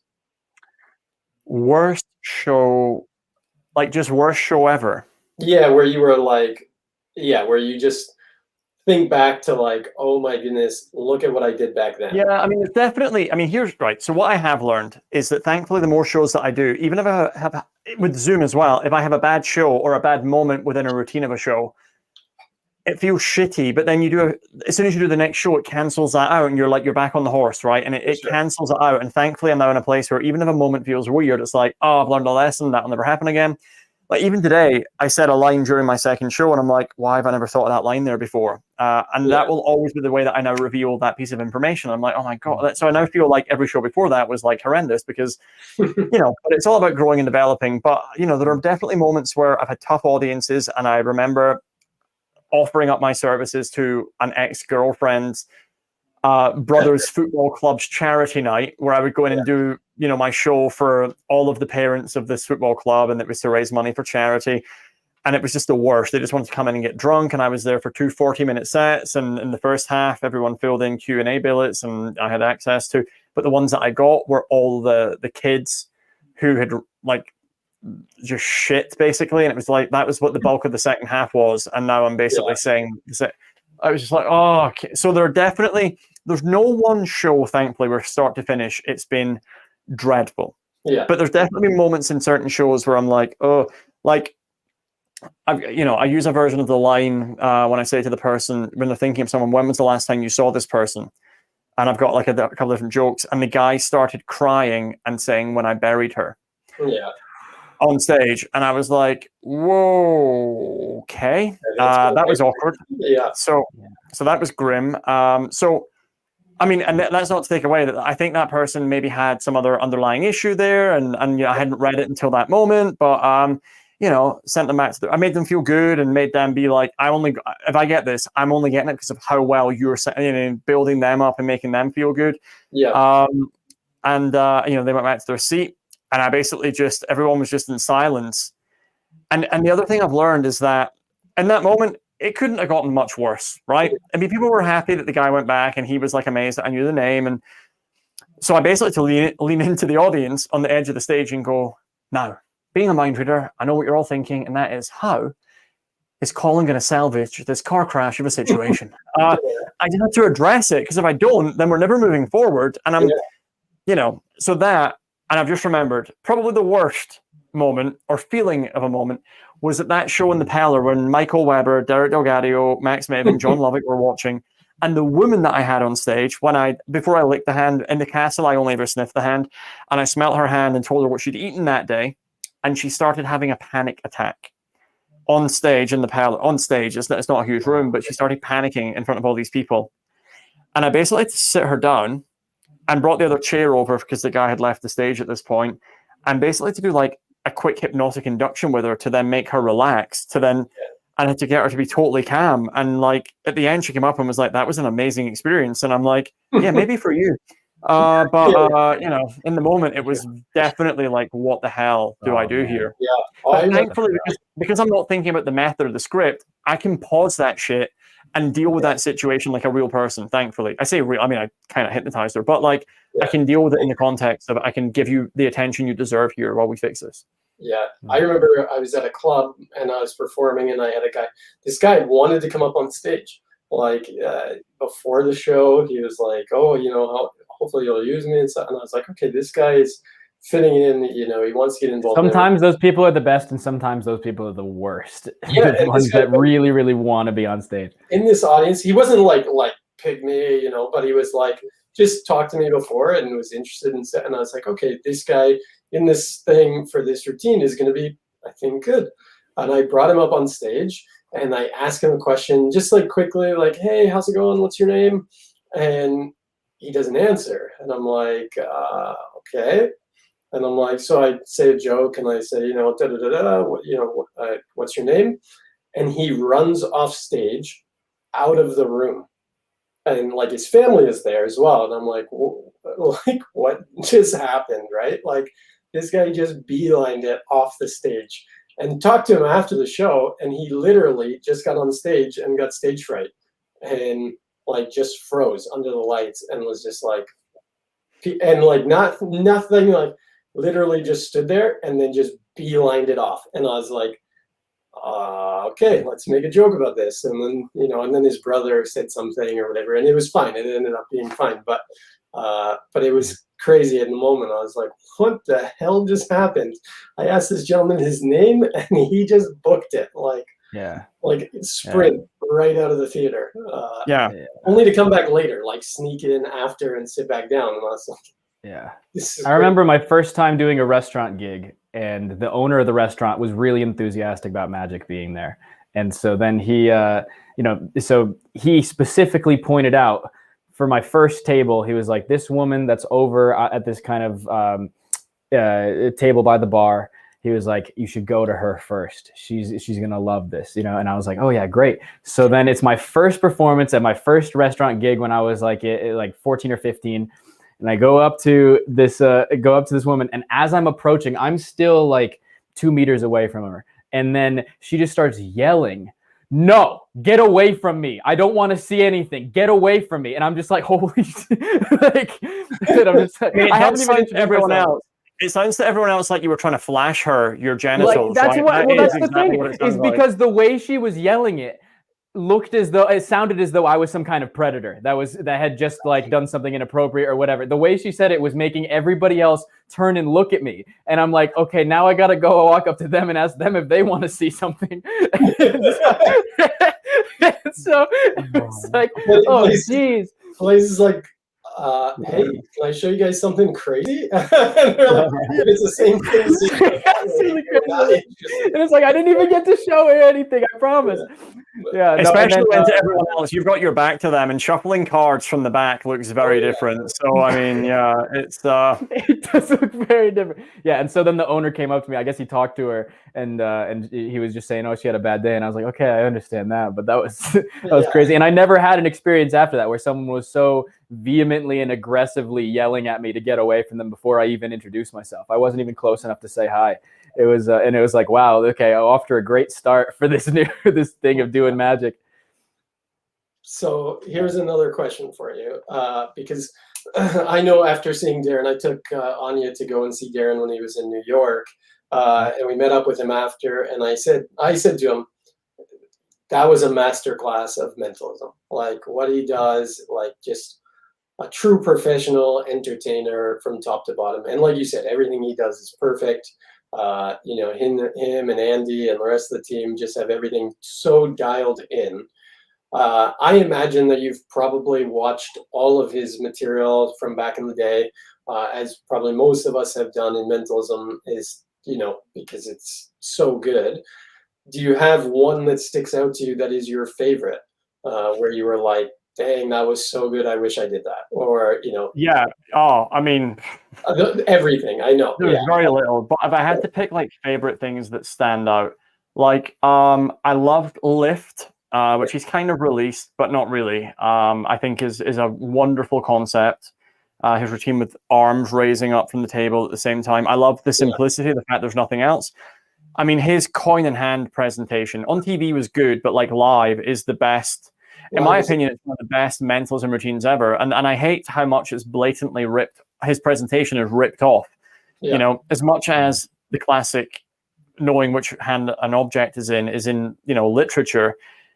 I think a lot of magicians think, well, I own the right to the trick, therefore I own the right to the presentation. And I'm sorry, but you don't, you don't. And I've seen too many people say word for word, challenge or responder, oh, I'd hate to be in a relationship with you, and just use all of his lines. And it's like, what are you doing? Like that? you did not buy the rights, you did not get permission. What the hell are you doing? Yeah. But that routine, I think, is amazing. Some that always really stick out. I thought his dress sense was really kind of cool when I was younger. And there was one suit. I remember thinking, I really like everything you perform in that suit. I don't know why. So weird sharing that here, first time ever. But there was a routine where he was seeing with his fingertips, and someone would hold writing under it, and he would tell them what it is they'd written down. I thought that was like super different. It's not really my style, but it then led to me thinking of a Sherlock Holmes presentation where if someone writes with a pencil, and I would run my fingers over and I would feel the indentation on the card, and I could then tell them what they'd written, which was a presentation I have used, very rarely used now, for like doing a center tear, where I would tear up the piece of paper and I then put my hand in and I'd feel the pieces and be able to like feel what letters they've written. And we do it once with a pencil, then I'd be like, right, okay, now get a Sharpie, because the layer of ink is much thinner, lifts up the channel. And I would do that and make it like Sherlock Holmes presentation-esque. Yeah. But what else has he done that has been like really, again, so much of it is exceptional. I love seeing him live performing a variation of his routine. Is it Reminisce? I think it's called. From Pure Effect, it got removed like at the very beginning. His first edition, he took it out. He did a version of it though in his first stage show in the Seance section in the second half. That was great to see. But yeah, I definitely think him just doing coin in hand is amazing. I was never really into the Oracle act. That was never for me. Personally. I know he loves it, and again, he could just talk on stage, and it's amazing to watch. But that's the one thing I said as well. Like, we went out for dinner after, and I was like, I just want to listen and watch him talk, and it was like there's something intriguing about him, that he's just got that X factor that you can't put your finger on it, but you have to watch him, right? Yeah, he's very charismatic and he's magnetic is what he is. I love The Gathering. That's probably my favorite special of all of his shows, and I just love how it feels like an acoustic show, and he's doing stuff with what we would class as billets and stuff, and I'm just like, this is brilliant. I love this. So for me, I really respect that. I get that they've massively enhanced the experience with what's capable and what they've found that they can do. But no, I really love his early stuff. Like, I never really got into the self-help specials like zombie and apocalypse stuff. That was never really for me, that stuff. I just loved him doing tricks. I did love the art heist. I thought that one was very good as well. Like as a bigger production thing, apart from him just doing his small routines. Because I think his coin in hand is. I remember seeing it live in New York for the first time 3-4 years ago, and was like, dang, like that was so good. And even just the way that he got the audience member up on stage and stuff was phenomenal. Because he came to me and grabbed my face, looked at me, and went like, "Oh hell no," and I'll never forget it. It was so good, and I was like, "Oh, you're brilliant." And I'll never forget, like, Chloe and I went to see the show. So before the show, who was it that came up? Was it Alex maybe? One of them came up and took the photos of us for the Polaroid. And I'll never forget. So he'd emailed me before because he knew that Chloe and I had just gotten married, and he said, I know you're coming to the show. And anyway, so he's dealing through the photos out on the table, and he's going through, and he's like, it's like Tinder. And he's going through, and he gets to Chloe, and he goes, nope. And he gets to me, and he goes, absolutely. And I'm just like, yes, I have pulled. He's just exceptional. I just think, I've gotten to know him more and more. I don't know him incredibly well, but the more I chat to him, he's just a wonderful human being, and he just deserves everything that happened to him. And he was the perfect person for it, and always going to be grateful of the fact that he, infinitely made mentalism way better than it ever was. That made me probably want to find, my own way of doing it, which then led to me performing the way that I have, which has landed me now here in Vegas, married to Chloe. And without him doing that shit, that pioneering that would never have led to this. So I'm gonna always be grateful to him for doing that. Yeah, no, definitely. I would. But, at the same time, though, it is the biggest challenge, but it's the exciting part of going, shit, what's he not done, or how can I make what he's done very different? And that is, my room is full of things lying everywhere of me working out new ideas, and as soon as I feel like Darren did that, it's dropped, because it's almost like it's almost like the Simpsons. Like they've had so many seasons that they've done everything, and it's like he has such a wide breadth of work that it's like trying to not do something that's similar, is very difficult. Not having it be parallel. No, 100%, 100%. Yeah, I mean, for me, watching him always inspires me to be better, though. Yeah, like you just watch him and you go, "Yeah, I hate you." It's so good. So, but totally agree. Now I'm going to go eat food in a minute. Yes, I'm really hungry. So last couple of questions, right? But make them your best. Well, that was going to be our last question regardless, but we can absolutely, we were going to go let you eat. Yeah. I mean, I want to mess with people who have maybe just not aware. Hold on. Don't go anywhere. Don't go anywhere. I'm just going to try this. Wait there. All right. Wait there. Wait. Okay. All right. Wait. All right.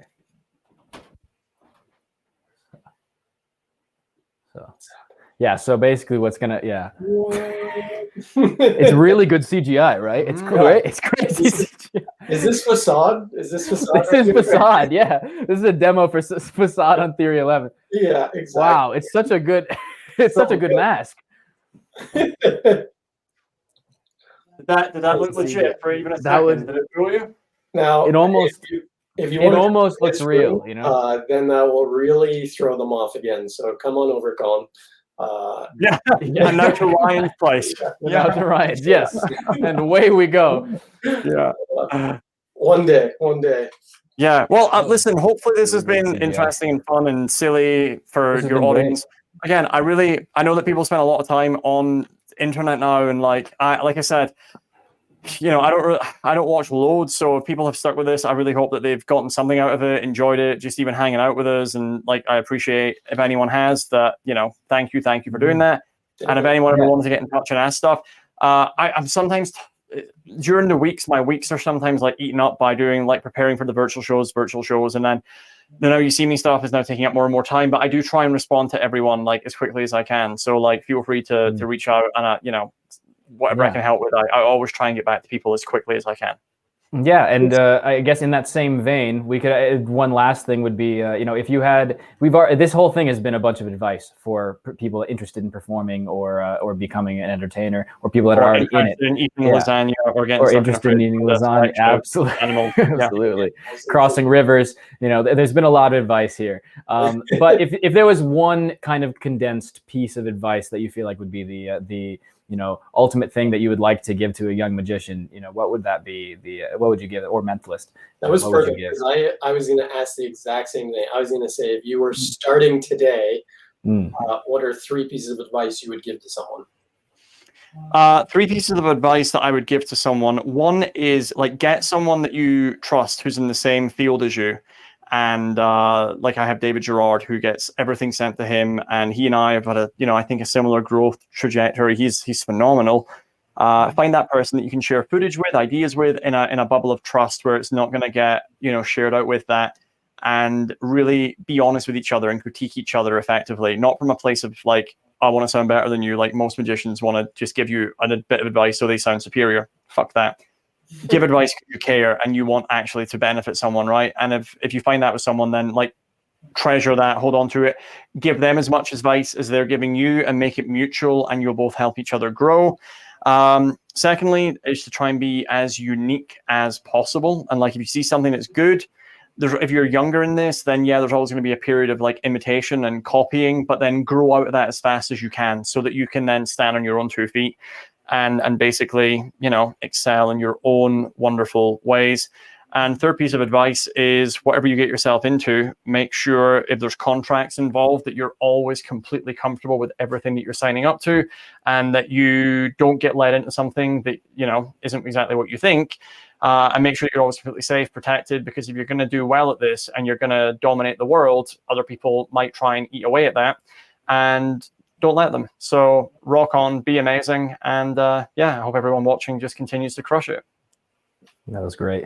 Boom. You heard all the gold nuggets right there, folks.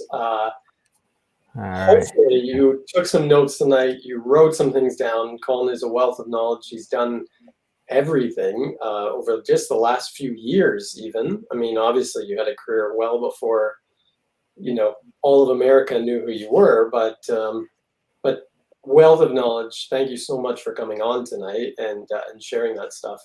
And the course, funny ones too, because I mean, Yeah, good. we Good, all good, appreciate those, especially the answers. Those are now the benchmark for I mean, you crushed the IQ test and everything. Yeah, it was first person to ever crush the IQ great. test. So Has anyone else ever appeared in the same window as the other host of the show as well? No, we've done a lot. We've taken a lot. That was very unique. not happened yet either. Yeah. That's a new one. That's Facade 2.0 coming from Theory 11 this summer. So I'm going to go order food. Much love to everyone, to you both. See you soon. Blaise probably sooner than Ryan. But see you very soon. All right. Goodbye, Colin. All right. So we are ready now to do our giveaway. Boom. Giveaway time. That's very much exciting. Do you have a question in mind? If not, I do have a question in mind. My question would be pretty easy. It would be, so you can probably ask. I would ask what sound Chloe made for a giraffe. That's a good if question. I could spell it out. Good question. Can you spell out the sound Chloe made for a Only giraffe? because that was so funny. Yeah. Whoever gets this question right will be able to win. Well, will win any download on Lost Art Magic that you choose. So type it in the comments below. You win a free download from Lost Art Magic. What noise does a giraffe make? Let's see if anybody's got it. What noise does a giraffe make? Your question, because yours is probably more relevant than. Oh well, yeah. If they get either one of them, but you can type it in either the Twitch or the YouTube chat. My question was going to be, what was Colin's dream performance venue that he said when we asked that question? That's a good one. Very good question. So we'll see whoever answers one of those questions correctly first will win any product on Lost Art Magic. Throw it up in the chat. In the meantime, while we're waiting, let's just give a quick shout out to the Magic Discord, where you can hang out with us. You can meet up with a bunch of magicians. If you join us at 1v1magic.com, you can see it right here, 1v1magic.com. If you go there, then you can join, hang out with a bunch of magicians. Colin and Chloe have both spent some time on there in the past, and it's where we hosted the 1v1 Magic tournament, and it's a really fun time. You can meet and collaborate with other magicians, jam, hang out. So 1v1magic.com. Definitely. No one has answered. Nobody's answered. Wow. Mike said he's mad that he missed that part of the interview. Come on, guys. Either what is the sound that a giraffe makes, or what was Colin's dream performance venue? It's for those of you that have been here for the long haul. Type it in one of the chats, or take a guess. Taking a guess is also totally fine. This cannot be the first week that we don't give out a prize. I know, and we're asking two pretty easy questions. I thought so. These are both pretty easy. So I have to go to the bathroom so bad. Same. I can't wait for someone to answer one of these questions. Come on, everybody in the audience. What was either Colin's dream performance venue, or what was the sound that Chloe said giraffes make? And type it out. If nobody answers within the next minute, then I guess there's no giveaway for this week. No giveaway. It's just crazy. You get free product from Lost Art Magic, so make sure to comment. If you're on YouTube, you could also rewind to the point in the video when Chloe appeared. Yeah, exactly. The 20 questions might be tougher. We didn't put the slide up, so if we did, then we could go back and found that. Yes, apologies for that. We can definitely. It's not for 20 questions. IQ test. I forgot about those. Yes, Chris Mayhew. Well, I mean, this is great, Chris. However, I think that you may or may not already have. You may have all the downloads from all of the downloads.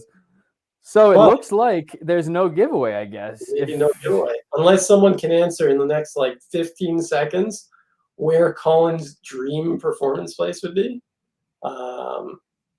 Oh, T Card says, wait. Oh, I Because that I hear a giveaway. Yes, sir. But if you just joined, then you're going to be very behind. Yeah. The question here is, what was Colin McLeod's dream performance venue? If you know the answer, then you get it, then you get any product from Lost Art. He's like, wait, I hear a giveaway.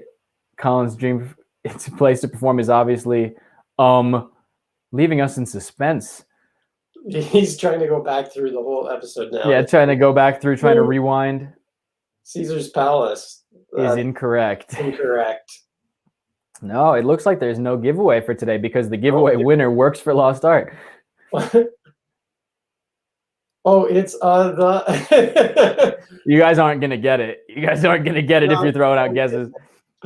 Well, I suppose there's no giveaway this next week. Maybe next week we'll give away 2 prizes at the end.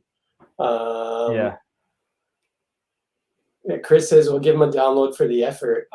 Yeah, for Travis. For at least you're throwing out a few guesses. Caesar's Palace, close-up gallery, dream venue. Yeah, I guess there's no giveaway for this week, which is totally fine. We'll give it to we'll give you an A for effort. We will give away a massive prize next week. So yes. Make sure to tune in next week, Wednesday night. Usually tonight, I know we're on Thursday. Usually it's on Wednesday, 10 p.m. Eastern Standard Time every week. Next week we have a very special guest as well. We have Mr. Should we tell them? We could tell. I mean, or we could keep it in suspense. You know, we could do that as well. I mean, it is. They're locked in, so they're telling us to spill it. Okay, spill it. All right. We have a very special guest next week. We had Mr. David Penn coming on. David's got a new release, Pi Revelation, so I'm sure we'll talk about that. Maybe he'll even demo it for us because I know you can do it virtually and stuff. So he's going to come on, talk to us, probably about wizard product review and stuff like that as well. And I know he's performing all the time over there as well. So make sure to tune in next Wednesday, 10 p.m. Eastern Standard Time. And without further ado, we'll see you next week. All right.